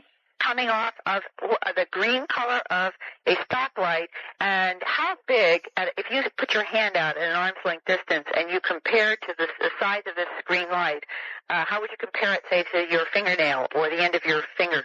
Oh, it was like the size of, you know, like a golf ball? Like a moving golf ball? Yeah, that sort of size. Okay. It was big. All right. And how did it move in the sky? It was just dancing around. It happened so quickly, it's difficult to sort of say exactly how, but it was making erratic maneuvers, I think is the best way to describe it. Erratic? Yeah. Did it go both forward and backward and up and down, or did it? Yeah. It was like going all over the place, you know. And it was in what area? It was over Westfield. You know Eastfield? Yes. Well, the hill the field that's on the opposite side of the road to that, right? Donalton Priors, that's Westfield, and then you've got Woodborough Hill behind it. Right. It was over Westfield, actually. And you saw this for about how long? 3 minutes. That's a long time. Oh, 2 minutes. 2 minutes. Two or 3 minutes. What do you reckon?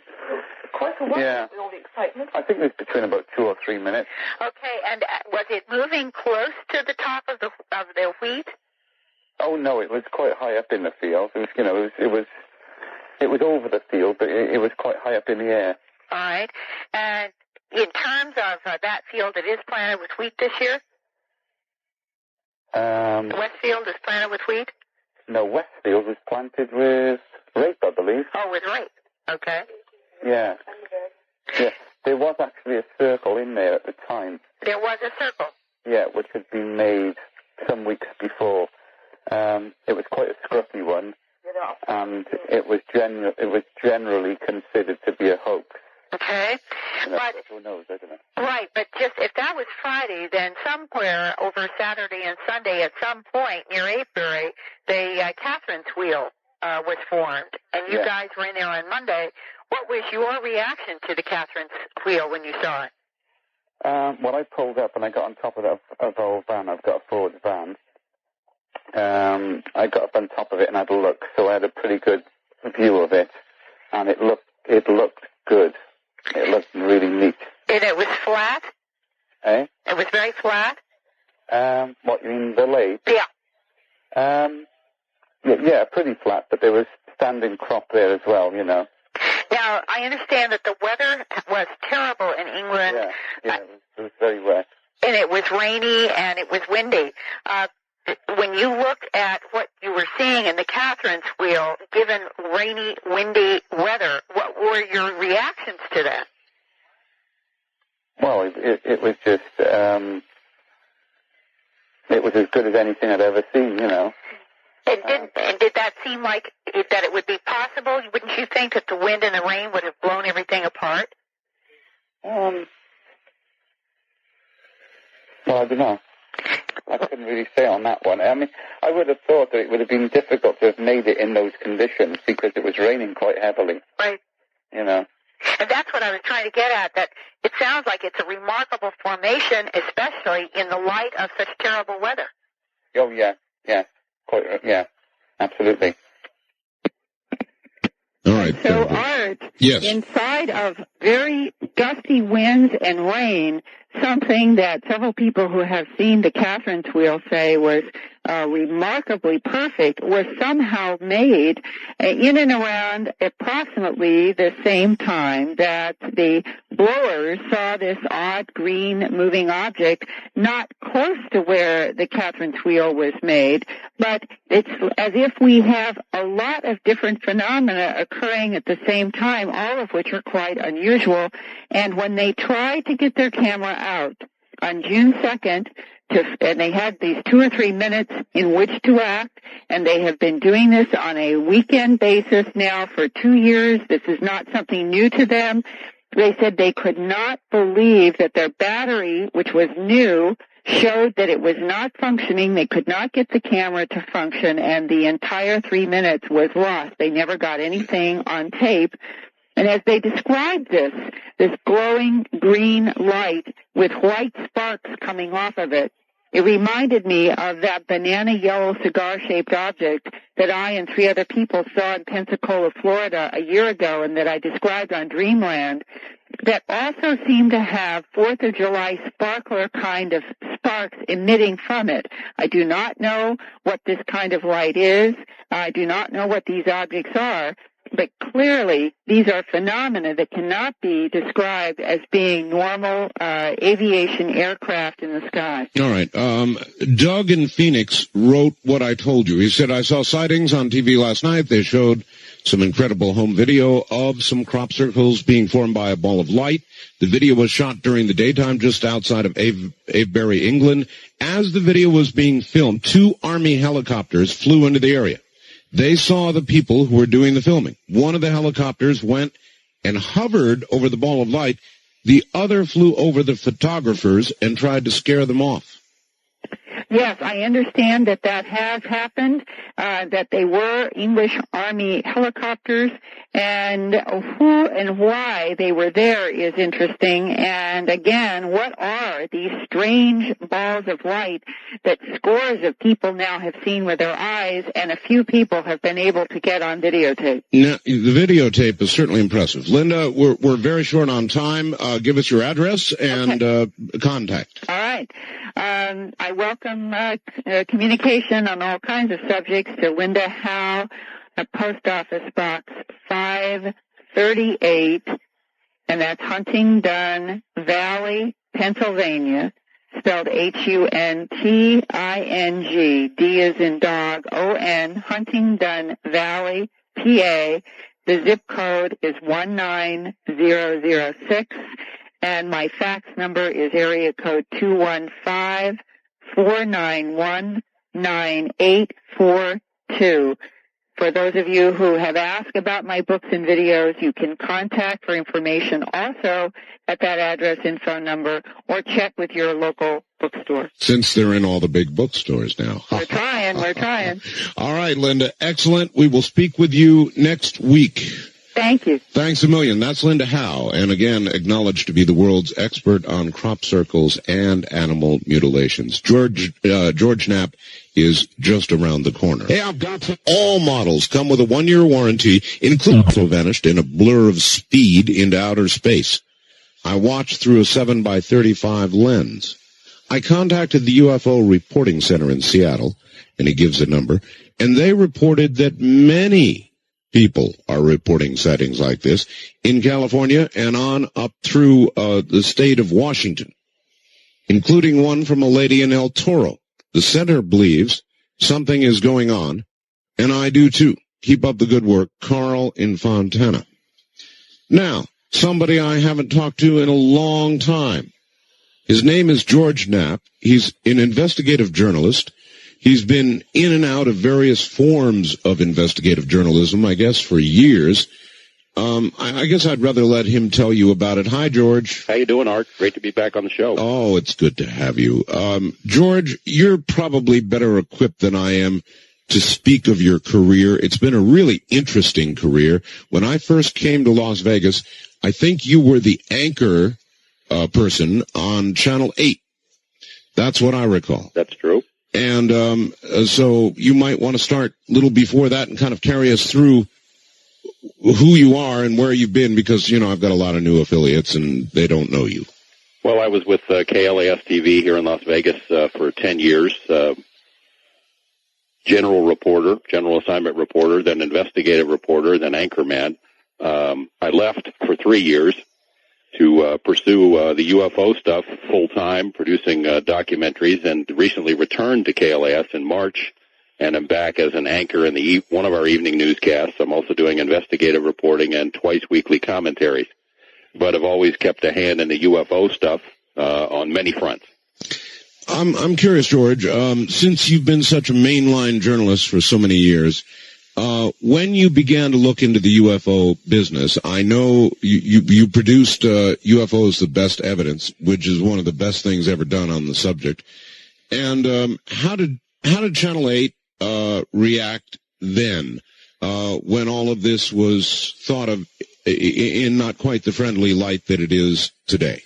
Well, there was some trepidation going in, but I think they had enough confidence in me to know that I would treat it seriously and fairly, and so they were very supportive. It's my other colleagues in journalism that didn't seem to care for us covering this. It's interesting. I've been chastised on an ongoing basis. It's really never stopped mainly by the newspapers, but other TV and radio stations here in Las Vegas as well. They just can't seem to stand the fact that someone would take this stuff seriously, so they have a lot of fun at my expense. I know. I experience the very same thing since I do a regular weekday show. And I've always let it just sort of run off my back like water off a duck's back, and I hope you've managed to do the same thing. Oh, of course. And a lot of it comes with the territory. You're in the public eye, so you can expect to take some shots. The thing that bothers me about it is that most of the people taking the shots have never done a whit of research into the topic. They haven't even driven down the road to Area 51 to check out what might be going on there. They have no idea of the breadth and depth of information that's available in the field for anyone who wants to take the trouble to look at it. I've been featured in a couple of editorial cartoons in the local newspaper here. One that showed me with a butterfly net chasing UFO. Another one that showed me as they had alien extraterrestrial hitmen coming to Earth to get me, and the two ETs were trying to decide which gasoline pump was me. The media columnist here in town had some fun. He said that people were rushing home to see my UFO reports nightly. Not that they were interested in aliens, but that they wanted to see if I would go bull goose loony right there on the set, my eyes bulging and foam coming out of my mouth. Well, I could trade cartoons with you. I had one done of me that was really awful. Yeah, I remember seeing that. Oh, I'm glad you got to see it. And unfair, too. Yes, I thought so at the time. I went absolutely ballistic, but I'm feeling better about it now. So it's weird that, that people that really have no knowledge of the field at all automatically decide that anyone who's involved in it is nuts. And although there is a certain nut quotient in UFO research, there's a lot of serious people that take it that do a good job and do good research. Well, I think the answer is, and those who criticize and write these cartoons might bear in mind, they're easy shots to take, and I think we're beginning to get to the point where the public sees them as that many times. And well, I hope so. There was one that I did a series here in Las Vegas on alleged alien abductions, and the paper just really ripped me a new one. They had the headline was something about they were kidnapped, emphasis on the nap, by aliens, and they dubbed me the Grand Mullah in the Church of Stratospheric Proctology. Oh my God! Which is pretty funny. Yeah, that has some humor in it. And usually in 12 or 24 or 48 hours, you start to be able to begin to see the humor. George, UFOs, The Best Evidence. If you were to try to describe that very thorough report to somebody who had never seen it, and you were to hit the high points, what would you say to him? Well, this was back in 1989, which, according to my media colleagues, that was the year that I went insane. We produced a 10-part series and then a 2-hour documentary for Channel 8.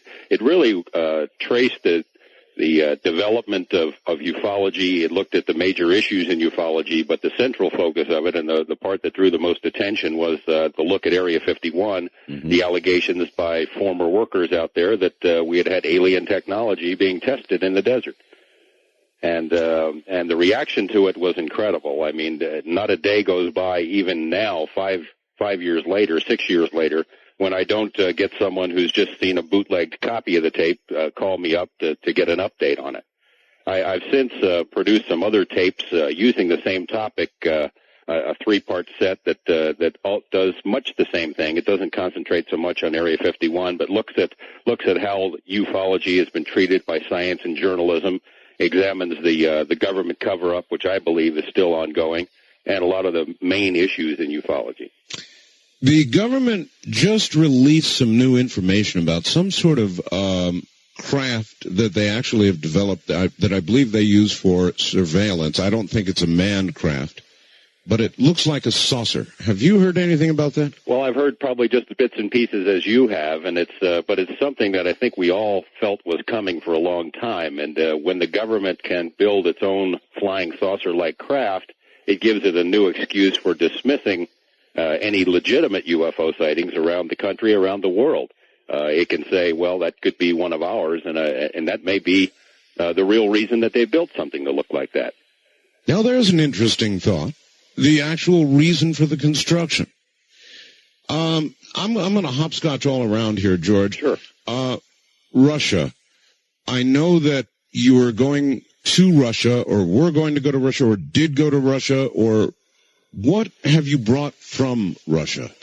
Just a tremendous amount of information. You know, we suspect the reason for the trip to Russia was we suspected that our government has studied UFOs secretly, takes them seriously behind closed doors, that they have infiltrated UFO research groups, that they've spied on UFO researchers, compiled dossiers on them, they've disseminated disinformation in order to muddy the waters about ufology, and they've shown no inclination to open the doors and tell us what they really know. In fact, even though the Cold War is over, they seem to be going in the other direction, that military mindset concerning national security and not letting the public know what's going on can probably best be demonstrated by what's happening up at Groom Lake. You know, the Cold War is over, and yet here they are seizing additional acreage around so people can't look down on a base that supposedly doesn't exist. Yeah, traditionally people have been able to go up there and get in a certain perch and almost look down on the area. Sure, not anymore, though.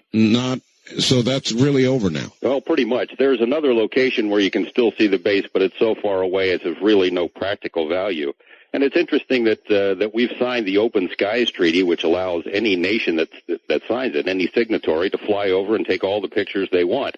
But the military has deemed that American citizens should not be allowed to take a look at the base that they say officially doesn't exist. It makes you wonder who they think the real enemy is. Well, surely the Russians get much better looks at it than we do. I mean, they have satellites that pass directly overhead. As a matter of fact, some of the better photographs have been Russian, haven't they? That's some of the stuff that we had back in 1989 that showed the base in all its splendor, the base that they won't officially acknowledge. Even just a couple of weeks ago in federal court here in Nevada, a judge ruled that the government doesn't have to reveal what the name of the base is. In fact, the military said we don't have a name for it.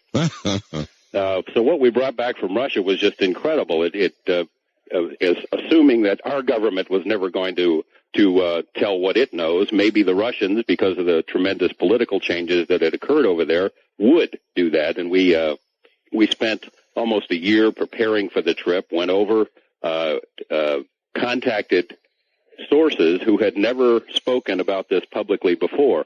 We didn't want people who had spoken to Hard Copy or Current Affair and been on television over here in the States. We wanted people who were in a position to know but had never revealed what they did know, and that helped us a great deal.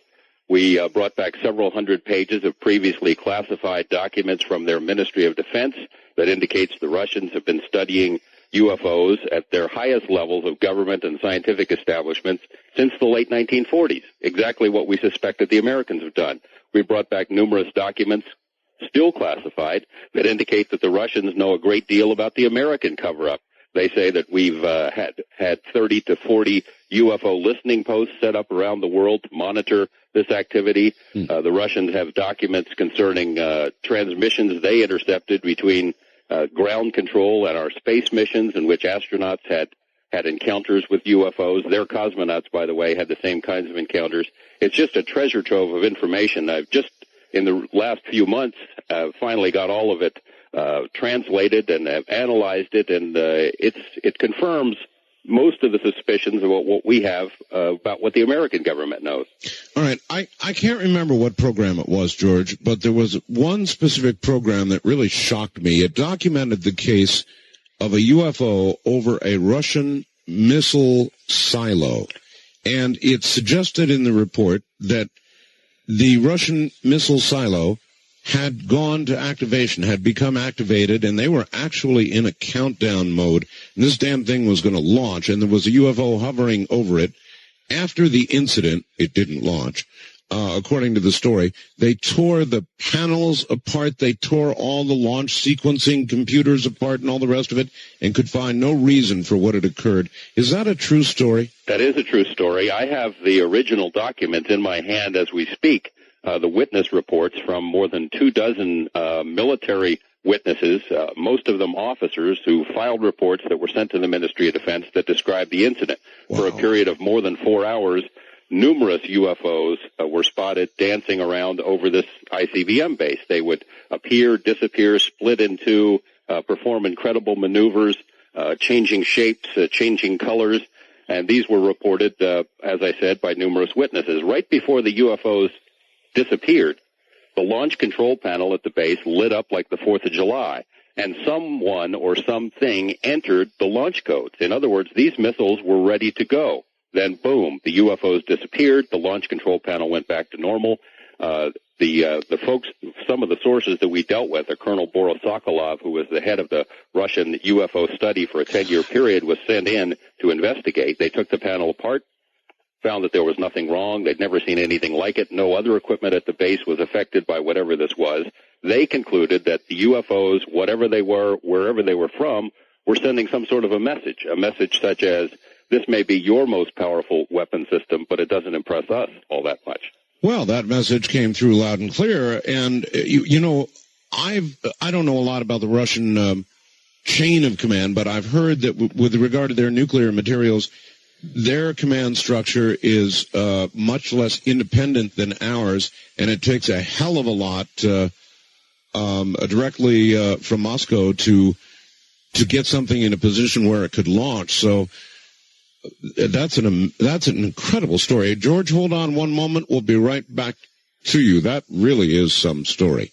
You're listening to Dreamland. Many of you we gave out phone numbers for Sea Crane. You know, it's a brand new Sea Crane Company catalog out finally, 79 pages of what I call the Bible of radio. And we got 6,000 calls. It was all that we could handle, and a lot of people missed it. So if you want a catalog now, tonight is your last chance. It must be post-dated by tomorrow. Post-dated by tomorrow. But here's the deal. You write them a letter or a postcard, simply request a catalog, and for your trouble, you will get a free catalog, and you will get a free little coupon worth $3.20 toward the purchase of anything at all in the catalog, and they'll include that just for your asking. So send a postcard or a letter or something to the Crane Company, C-R-A-N-E, Crane Company, Fortuna, California, F-O-R-T-U-N-A. F-O-R-T-U-N-A, Fortuna, California. Zip code 95540-2350. That's the Crane Company, Fortuna, California. Zip code 95540-2350. And they've got the DL telephone right now in stock and almost out of stock. It is the digital portable telephone. It's all digital. It sounds as good as anybody's regular plug-in telephone. It's, I guess it's the best telephone on the market right now, and we've really gone to a lot of trouble to test them all, and I don't know how I could live without mine. That's the Trope telephone. If you want one, call the Sea Crane Company early in the morning at 7:30 at 1-800-522-8863. Beginning at 7:30 in the morning at 1-800-522-8863. All right, George, a few minutes here before the top of the hour. I guess we're going to jump around a lot. You say there's a lot of information out of Russia. How do you think this will be received here? In other words, a lot of that information must kind of chop away at whatever government cover-up is going on here. Well, I'd have to agree with you, but thus far they've done pretty much what they always do. They ignore it. I mean, I guess they're hoping we'll just go away, which is not going to happen. So far, even though this information has been described by some ufologists as some of the most important stuff to come out in the last 20 years, the government thus far is keeping arm's length from this. I have passed this information along to some congressional investigators who found it very interesting. What will happen to it, I really don't know. Yeah, you've got to wonder where they find the stone wall. And I also sometimes wonder, and I wonder if you do, since you're a major investigator in this area, George, are we useful idiots for the cover-up in a way? I wonder about that myself. In other words, we report on these things, and the waters with all the reports of UFOs get so muddied that it's almost like the government doesn't have to do a job. Sometimes I think we sit out here in our own way and do it for them. I try not to do that, and I'm sure that's the case with you, but there's a lot of information coming out, and the mere volume of information seems to kind of muddy things up. Exactly. It's almost UFO overload these days. You've got shows like Sightings and Encounters and Unsolved Mysteries. You've got the X-Files. You've got the tabloid shows that do it. You've got a lot of radio shows, yours being the preeminent one, that discuss these topics. And there's so much going on in the field, you can't possibly keep up with it. Even somebody like Linda or myself who do it almost on a full-time basis. In that sense, it allows the government to stay off the hook. And I worry that the public, the general public, gets so much of this stuff that they look at it like the movie of the week. Well, that was interesting. Now let's see what Letterman is doing. Switch the channel. Or if finally NBC one night comes on and there's a big story about a landing, something really substantial, maybe people won't even be all that. I mean, of course, it would be a big story, but not the story it once was. It's as though we're almost ready for it, isn't it? Well, a lot of people have said that over the years, speculated that there's some sort of a government program to condition us all for the alien reality, get us ready for the big announcement. And there were even studies done by the Brookings Institution back in 1960 for NASA that suggested that, if you don't condition the public to deal with something like this, our social institutions would collapse. I've never seen any proof that there is an actual ongoing program, but I'll tell you, if there was one, this is exactly how things would be panning out. You'd have all this media, different kinds of television shows. You see aliens in commercials almost on a daily basis for all kinds of different products. Aliens selling cars, aliens selling hamburgers. It's true. It's really true. All right, George, relax a few moments. We'll do some news here at the top of the hour and be right back. George Knapp, a journalist in Las Vegas, is our guest this evening, and there's a lot of interesting territory and your calls ahead. You're listening to Dreamland, which must mean it's Sunday. I'm Art Bell. We'll be right back.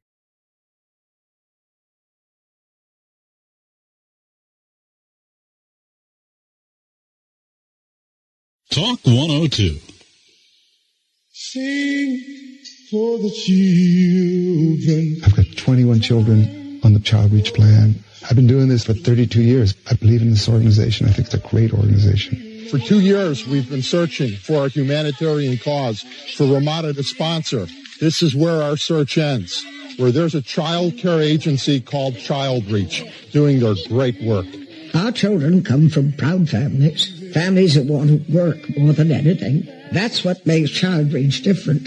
They work with the entire family, with the community, to get them standing on their own 2 feet. Composer Burt Bacharach, Ramada's president Steve Belmonte, and Katharine Hepburn have each been touched by the life-saving work Child Reach does for needy children overseas. To find out more about Child Reach sponsorship, call 1-800-652-1200. 1-800-652-1200. And please do it now for the children. Take time for the children.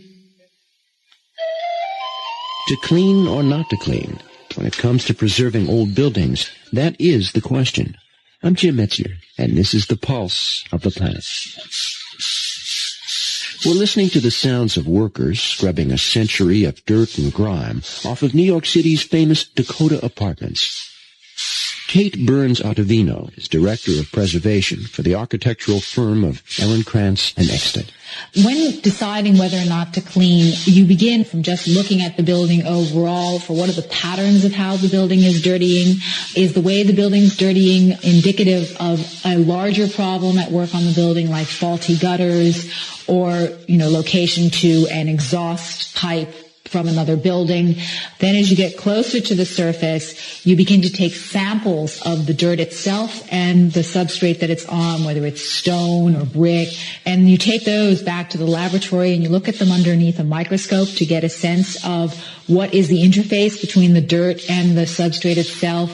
At the same time, we looked at what kind of natural state would the stone or the stucco be if it were in its original condition. On the Dakota apartments, we looked at the components of the dirt itself, which turned out to be gypsum, fly ash, soot, dust, oil, and those results were compared with fresh stone and fresh brick that had not weathered, that had either been in storage or protected from the environment. What we found there was indeed that some areas of the masonry required cleaning and others didn't, but in order to give an overall effect to the building of Interesting to note when that occurs. The network lines all lit up. My fax machine went bananas. Everybody said the subject material is too sensitive. They'd cut you off. Well, I think people don't trust the government. Figure that the government was somehow behind it, and I don't rule that entirely out. Well, you know what? I don't either. So let's see, what could we have missed? What could they have missed? The one thing that we were into that was damn sensitive, let's try it again. Let's see if they cut us off again. The Russian, I would bet, George, that it was right as we were talking about this Russian launch sequence business. And again, the report was that something hovered over a Russian launch site, that the whole panel lit up. The thing went into a launch sequence, which it ought not be able to do. There were UFOs all over the area, and that's extremely frightening to me. I can't imagine how that could happen. They tore the whole panel apart. They didn't find a thing, and you verify that story is essentially correct, isn't it? That is true, according to the official Ministry of Defense documents that we brought back and had analyzed.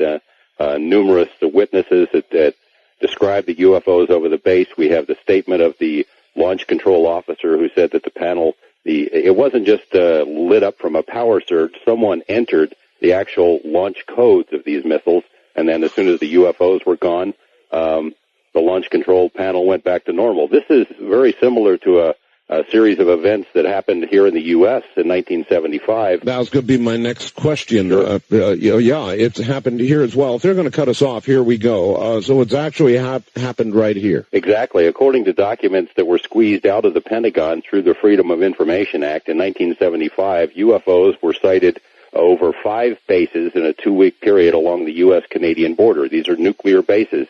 And the same sort of thing happened.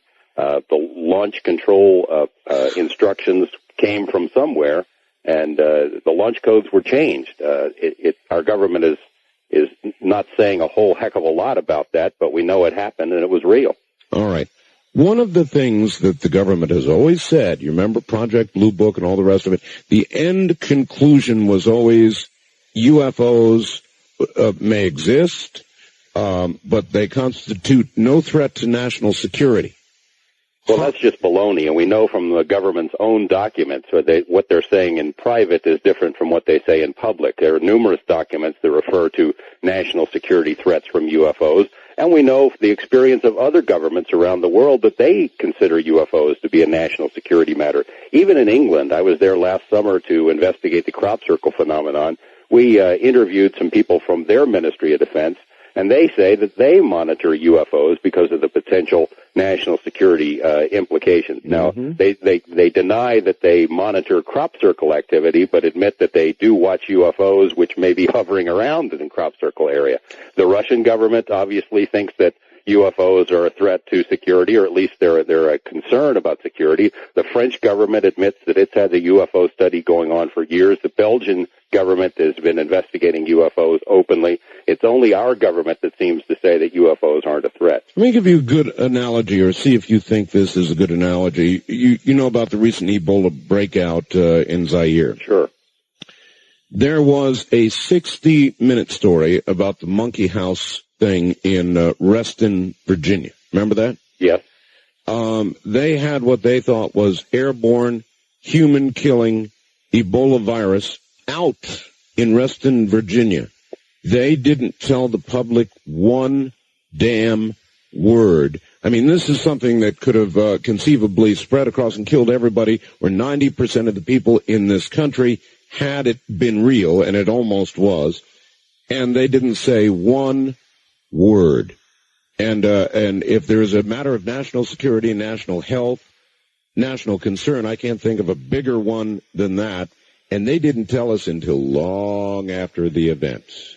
Well, it's a military mentality that's been perpetuated since the beginning of the Cold War, maybe even before that. They regard us as not needing to know, and it's manifested itself in a lot of different ways over the years. Well, in some ways, I understand that. I mean, in other words, even though the Cold War is supposedly over, it's not exactly.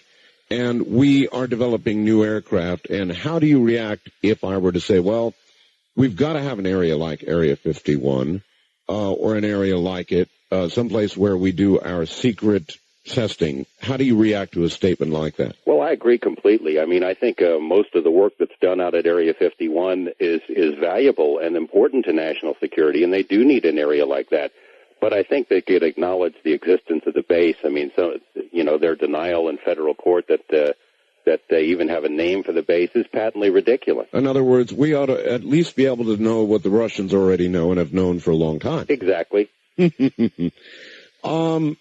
George, there have been a lot of reports that the nature of what's being done at Area 51 has changed, and a lot of the saucers, if they were there, have been moved. Do you know anything about that? I do. I've been in contact with some congressional personnel over the past couple of years who've been very helpful to me, people who have security clearances to go into that base. I can't give you their names on the condition that was the condition given to me to get the information. I briefed two people in the past year and a half who have gone out to Area 51, looked around. In fact, they took helicopter flights over what's known as S4, the area where Bob Lazar said saucers were housed in hangars built into the side of a mountain. Mm-hmm. If those hangars were there, and I believe that Bob is telling the truth, they're not there anymore. It's just rubble in the desert. There's no facility at all there. And it would make sense, because if, in fact, there were these alien craft out there, once it hit television, thousands of people started trekking out into the desert to see whatever it was. A lot of folks go up there looking for UFOs. A lot of people look for advanced military aircraft. A lot of people just go up to have a good time. But so many people have been out there looking at that base that it would make sense that they would have to move something like the saucers. All right. So where do you think they might have gone? Is there a best guess? A couple of stories that I've been told. The Nevada test site is a vast, uninhabitable region. There's places in there that very few people ever see. They could just house it and a number of different facilities out there. Just stick it in the ground for a while till things cool down. Some have suggested to me that we have a National Security Agency facility in Pine Gap, Australia. That's been the subject of a lot of speculation. Some people suggest that maybe the saucers went with the stealth aircraft when they moved from Nevada a year and a half or 2 years ago to New Mexico. New Mexico, of course, has a long history of UFO activity, a lot of secret bases there, and perhaps when they moved the Stealth Wing, which was originally tested at Area 51, they could also have moved the saucers. Well, that's in a way sad. Somehow I like thinking that it's right here next to me. Me too. It's an easy drive down the road. Back when Area 2000 was going on and I was trekking between Las Vegas and Pahrump, I had my own sighting. It's the only one I've ever had in my life. My wife had it with me. You may have heard the story, George. It was a large triangular craft that did not fly, but floated above me. I was almost home, about a mile from home, dead quiet, out here in the country in Pahrump. My wife turned around and said, "What the hell is that?" I stopped the car, turned off the ignition. We both got out, and we looked, and coming up from behind us, and it was almost a full moon, here is this gigantic triangular craft. I'd guess 150 feet from one point of the triangle to the other, jet black against the moon and the light, the backlighting, a strobing red light in front, two white lights on the back ends of the triangle. It didn't fly, George. It wasn't flying. Flight takes speed, for aerodynamic lift. This thing floated above us just silently about 150 feet. And, George, we stood there and we watched it float out across the Pahrump Valley. And, the hairs on the back of my neck were standing up. It's the only sighting I've had. Then, the next week, some lady sent me a newspaper clipping from the Pahrump paper saying that a number of people had seen this craft, but that Nellis Air Force Base said, well, there was a secret mission which did overfly the Pahrump Valley. This was in the paper, and that it was a C-130 aircraft. What an insult. I've flown in C-130s. They're noisy as hell, George. It would have rattled my teeth at 150 feet. This was no C-130, and that story was an insult. Well, I've heard similar stories about nearly identical craft from all over the world. Belgians were seeing that. Russians have seen that triangular craft. The Hudson Valley in New York area has seen that triangular craft. I was in Alabama a year and a half ago. I have witnesses on videotape who have described the same thing, floating along, completely silent, huge craft. Yes. Same thing has been seen all over the world. In fact, I get a lot of reports from out in your area, Art, and not only about UFO sightings, but about these mystery booms. It feels like underground tremors. Recently did a report about residents in St. George, Utah. That area had been feeling these underground tremors. It was cracking the windows in their homes, cracking their walls. They thought someone was doing underground blasting. As it turns out, we did some analysis of the recordings that these people had done of the sound, and it's of sonic origin. So after we did the reports about these sonic tremors being caused in St. George, I started getting calls about the same thing in the Pahrump Valley area. I don't know what they're flying. George, listen, you're dead right. Something's going on. I've got a friend across town, ham radio operator. I'm one, so he's a friend of mine. His name is Jerry, and that's all I'll give, not his last name. But he everything was fine until he built a porch. He built a porch, George, and in doing so had to sink, I'm not a carpenter, but big things into the ground to support the porch. And he began to get a hum at night that was vibrating his entire house, that was so damn loud that he couldn't sleep. He had the power company out there. He had everybody he could think of out there. He had to end up tearing down the porch because this was somehow translating this hum into the rest of the house. Have you heard of that kind of thing? I sure have. I think the most famous one is in the Taos, New Mexico region. It's been going on for a couple of years. Some residents can't hear it, and they think the other ones who are hearing it are crazy, but it's been detected using scientific equipment, and the military, of course, denies having any knowledge of what's causing it, but it keeps going on, and it drives people crazy. The same thing was occurring at the same time in the southern Utah area when I went up there to do these recent reports about the mystery booms. Some people were not hearing the booms, but they were hearing this this underground hum, and it kept them awake at night. They couldn't sleep. And your area is the third one I've been hearing it about. So then, what do you think? Something, the hum, something underground, obviously? Or? That sure is what it sounds like, but what? What would do it that could travel that far underground? Again, the military denies any knowledge. There have been some congressional inquiries in New Mexico that have gone absolutely nowhere. Well, I know that undersea sounds of particularly very low sounds whales make, they travel, they say, even thousands of miles. But I wasn't sure if the same was true of the ground.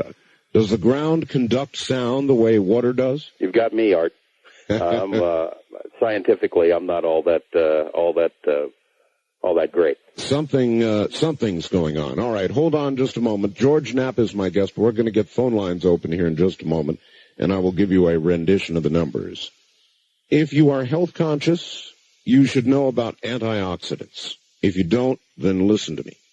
Vitamin C is an antioxidant. UCLA scientists say that vitamin C can help avoid cancer, strokes, heart attacks, increase your life expectancy, an average of, say, 5 years. And there are some new antioxidants on the market right now that are 20 times the power of vitamin C. So if that's true of vitamin C, the antioxidant value can do that. Imagine what, yes, it's a silly name, hypnogenals. That's 1-800-877-9799. Now be sure and ask for the tape on currency devaluation. 1-800-877-9799. Once again, George Knapp. George, this is an intriguing question. Let's see what you do with it. UFOs, all sorts of phenomena have been going on for a long time now. Do you think if we're ever to get to an ultimate answer, it will be through science or more likely through some sort of, what's the right word? Political? Intuitive, or political, in other words, whether there will be a political revelation, whether science will prove the existence of them, or whether these people who call themselves psychics and sensitives and remote viewers and that group will be the final answer. Well, I withhold judgment on the remote viewing and psychic approach to it. There's some intriguing research going on in that area, but I'm not an expert. I think probably the answer would have to come through science. UFOs are not the property of any government, and even though governments can try to institute cover-ups, the UFOs have for 45 years defied that. They fly in the skies, and there's nothing we can do about it. Obviously, they don't seem to be, they don't care one way or another whether we know about them or not. I mean, although there has been an increasing activity, they haven't landed on the White House lawn. I see no indication that the government is going to come clean on it. Perhaps shows like yours and perhaps some of the things that I've done are doing the government's work for it, in essence, informing the public because they can't. I think the government has painted itself into a corner and it really doesn't know how to get out of it. I've also been told by congressional investigators that when and if this all comes spilling out, that people are going to go to jail because obviously a lot of money has been spent perpetuating the cover-up. Probably a lot of money has been taken from legitimate black budget projects and put into this stuff. So it's entirely likely that maybe the cover-up is perpetuated because people are covering their butts. All right, one place and it hasn't been working so well, that is a cover-up, is Mexico. I've had a lot of guests on the sightings in Mexico. George, hundreds of thousands of people have been seeing serious UFOs, and I've got some of the photographs in Mexico. Are you aware of that story? Oh, I am. It's incredible. The footage that keeps coming out of Mexico is incredible, and it wasn't just a one-time event. It keeps going on and on and on. Exactly. But it gets absolutely no serious coverage here. It's as if it's not really happening. Why that is, I don't know, but it's going to take Dan Rather, Brokaw, Jennings, when the Mexico sighting story hits one of the national newscasts or hits the front page of the New York Times, which probably seems unlikely, that's when people are going to pay attention to it. Why that hasn't happened, I don't know, because as you mentioned, it keeps happening on a frequent basis. That many people to see it. We'll be right back. George Knapp is my guest. This is Dreamland.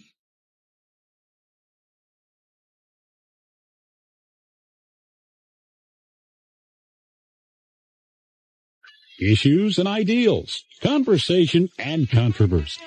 You have it all on Talk 102. UFOs takes. He nevertheless continues, as do we. If you have questions and would like to ask George a question, he's been into this investigation now for years. Here are the phone numbers, and we're going to open the lines. If you have never called the program at all, first-time callers can reach us at area code 702-727-1222. 702-727-1222. The wildcard lines, area code 702-727-1295 or 1295. Toll free west of the Rockies, it's 1-800-618-8255. 1-800-618-8255. East of the Rockies, anywhere out east of the Rockies, it's 1-800-825-5033.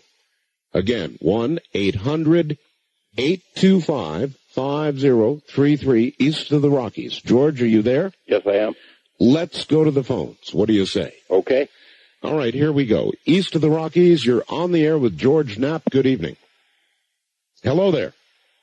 No, you're not. West of the Rockies, you're on the air with George Knapp. Hi. How you doing? Fine. Where are you? Calling from Provo. Provo, Utah. Yes, sir.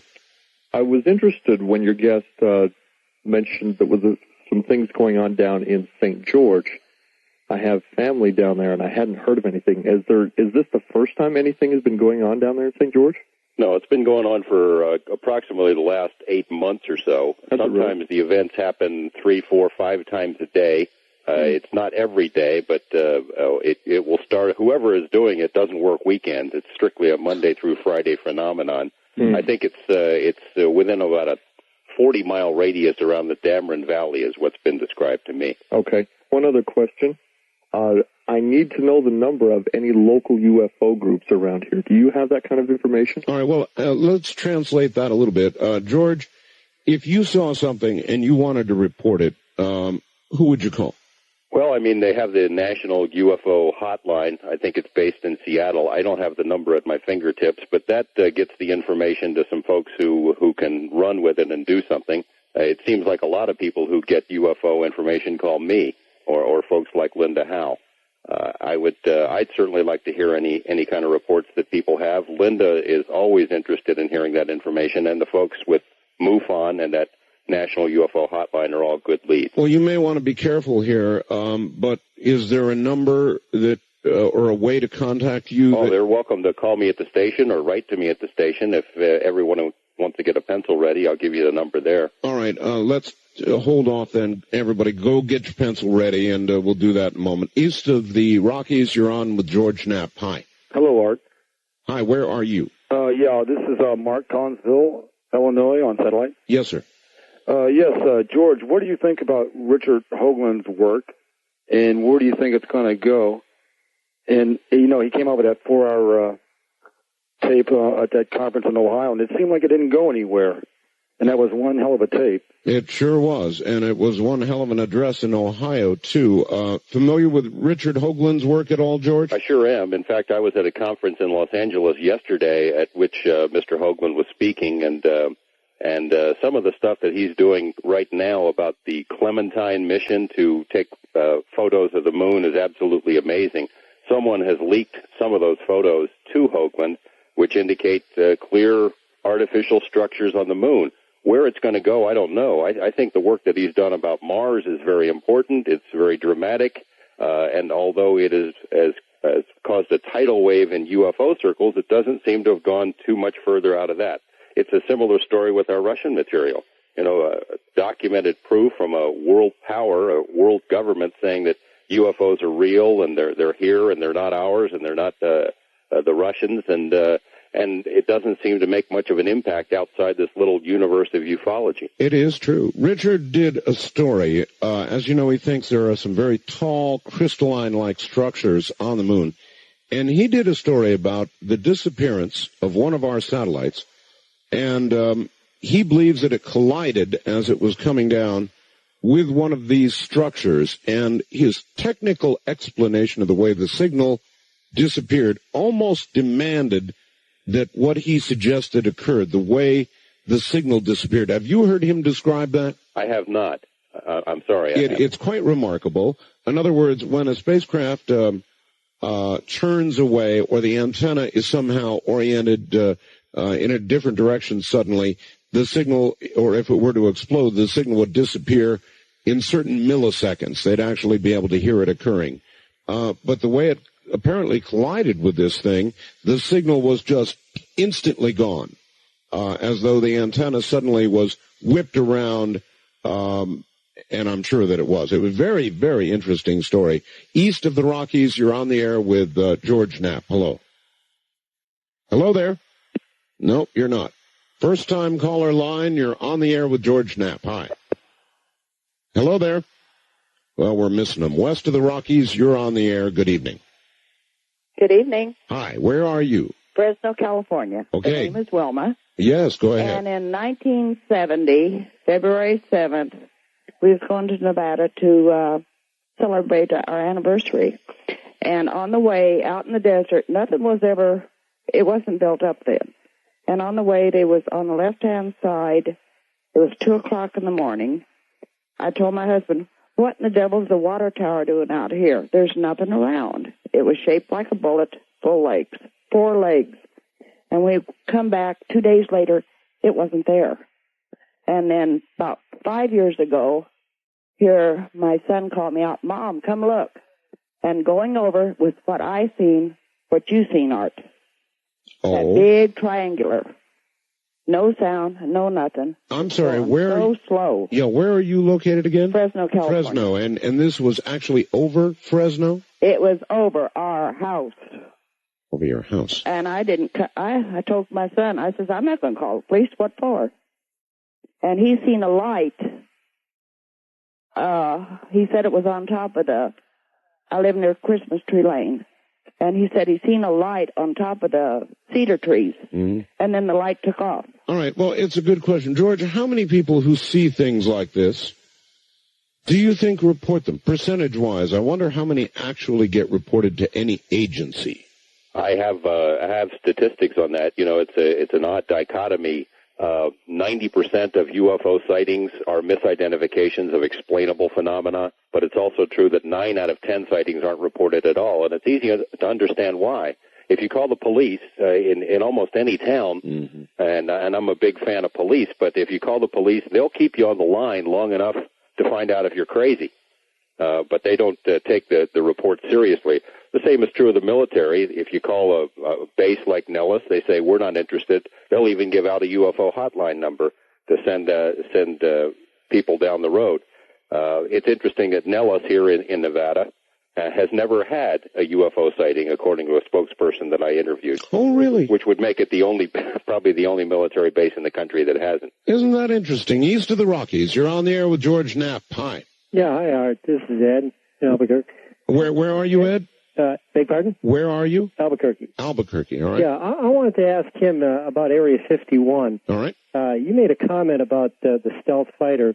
Is Area 51 out by Tonopah, or is that in some other area? Because the stealths were tested at Tonopah. Well, the stealth were transferred to Tonopah when they became operational. Tonopah is on the other side of the Nevada test site range. That's correct.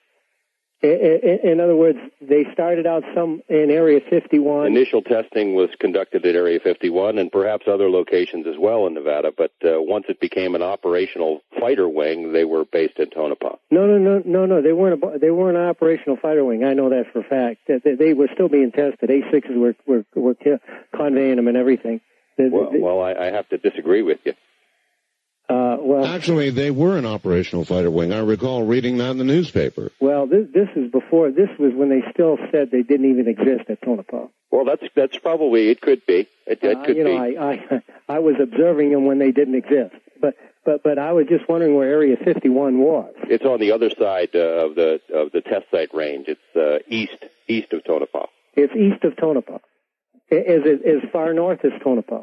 I believe so. It's almost a direct line across. Okay, thank you. All right. Thank you very much for the call. Wildcard line, you're on the air with George Knapp. Hi. Hello. Hello. Turn your radio off. I sure did. This is Wendy from Vancouver, Washington. Yes, Wendy. And I had a question for your guest. I was wondering if he could tell me when he thinks the government is going to acknowledge the existence of UFOs. I don't think that they'll ever do it. I think the only way that they would do it is if they were forced by some event, an event from whatever the intelligence is that's behind the UFO phenomenon, or indisputable proof that's garnered by people in the private sector. Because as we mentioned, I think they've done a lot of sneaky stuff that would get them in a lot of trouble. I think it's also possible that maybe they have a reason for not coming clean with us. Maybe there really is some dark side to this. Maybe we really would panic in the streets if the whole truth came out. And it may also be that the government, although they have more information than us, they don't have the complete picture themselves. It seems to me, especially within the last 10 years, like we've almost been in a constant barrage of UFO movies, UFO sightings, reportings. It seems to me like it's almost a desensitizing process. So that was my question. Well, I'd agree with you, and Art and I discussed it a little bit earlier, that whether or not there really is a program like that, it sure seems like it. And the more research I've done into this, is the more sympathetic I become to the government's position. I mean, I don't appreciate some of the tactics that they've used over the years, but it could very well be they're in possession of some really sensitive information about a phenomenon that really would disrupt society, that would really shake us right to our bones, our roots, or whatever, and they don't know what to do with it. You would think this would be a matter of gigantic international contention. In other words, if there are weapons possibilities in the technology, and you have to imagine there would be a big race between the U.S. and any other power to get hold of and develop that technology. Well, I agree completely. In fact, the Russians, the Russian sources that we interviewed, the Colonel Sokolov, who was the head of this 10-year nationwide UFO study by the Russian military, told us specifically that they were studying UFOs not to solve some cosmic mystery, but for practical reasons. They knew that UFOs could do things that our planes could not do, maneuver, appear on radar, disappear, and if they could solve that technology by studying them, that they would basically get a jump on us in stealth technology. Well, gee, maybe then our government meant by UFOs are no threat to national security, that they are no threat to national security as long as we have the technology. Well, I agree completely with that. All right, George, we'll be right back. George Knapp is my guest. Again, the East of the Rockies line is 1-800. Now to the lines. George, you there? Yes. All right. As much as we can, let's keep answering these. East of the Rockies, you're on the air with George Knapp. Good evening. Hello there. Having trouble with East of the Rockies. You are? Well, we are. Apparently so. Are you there? Well, I guess not. Let's try it over here. West of the Rockies, you're on the air. George, we're not having trouble. This is my fault. It's my fault. Is there anybody on the West of the Rockies line? Hello? Hi, yes. Hi, Art and George. I was wondering, have you ever made a connection between UFO sightings and, like, nature occurrences that have been happening lately, like large hail falling and floods, and psychic predictions that they say that there are going to be a lot of changes in the United States and around the world? Yeah, I'm really glad you asked. George, I know everybody always talks about it, does nothing about it, but the weather this year is arguably stranger than it ever has been. Giant reports of hail everywhere, high winds. We've had them here in the desert. We get high winds, but, I mean, it's been a crazy year.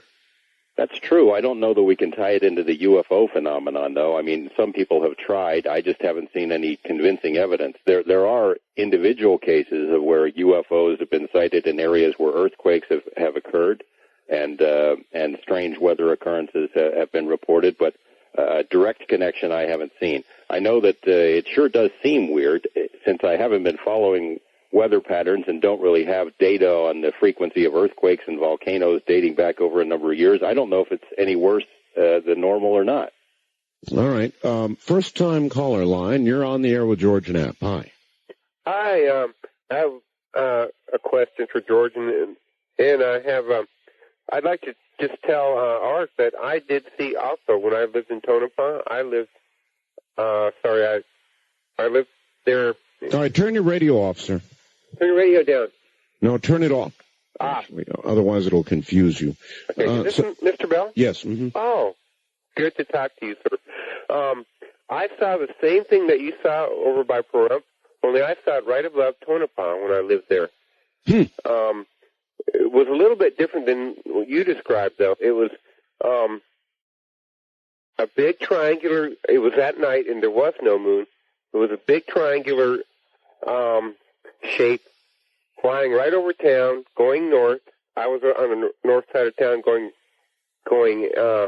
into town at the time, and it had a bunch of red and white lights on it. I don't know how many, but it was triangular shaped, and it seemed to be flanked by a couple of what I was thinking were escort planes. And I don't know why, but I was thinking T-38s or the trainers. All right, let's hold it right there. We don't have a lot of time. George, many times UFOs, crop circles, all the rest of this sort of thing seem to be accompanied by reports of U.S. aircraft, fighter aircraft, or helicopters. Well, that's true. It's not only in the U.S., but as Linda mentioned earlier, it happened in Britain as well, almost as if our military is monitoring whatever is going on. No question about it. That would imply, though, not just a national effort, but a full international effort. True, and it's not necessarily, as I just stated, it's not necessarily that the U.S. is monitoring it. I mean, it could be in some of these cases that it is an advanced weapon system that we just haven't heard about yet that they're flying along with. If you had to assign probabilities, do you think we're being visited? Is it more likely we're being visited, George, or just observing our own nation's best efforts? I think a large number of UFO reports are advanced weapon systems. However, there is nothing officially on the books about any gigantic flying triangle, and I've asked congressional people about that directly. All right, if there is, they don't know about it. All right, good. We'll hold it right there, and we'll be right back. I was at, besides the judge and his entourage, to collect $9.25. A 2-year trespass case over $9.25 over a runaway cow. Now, Mr. Dwyer writes, after this example, people like Dick Bass describe their aches and pains in dealing with the federal government. It's wrong to mash their grievances in with the militia people and their talk of civil war. Those who want smaller government don't have to apologize. It is scandal to suggest otherwise.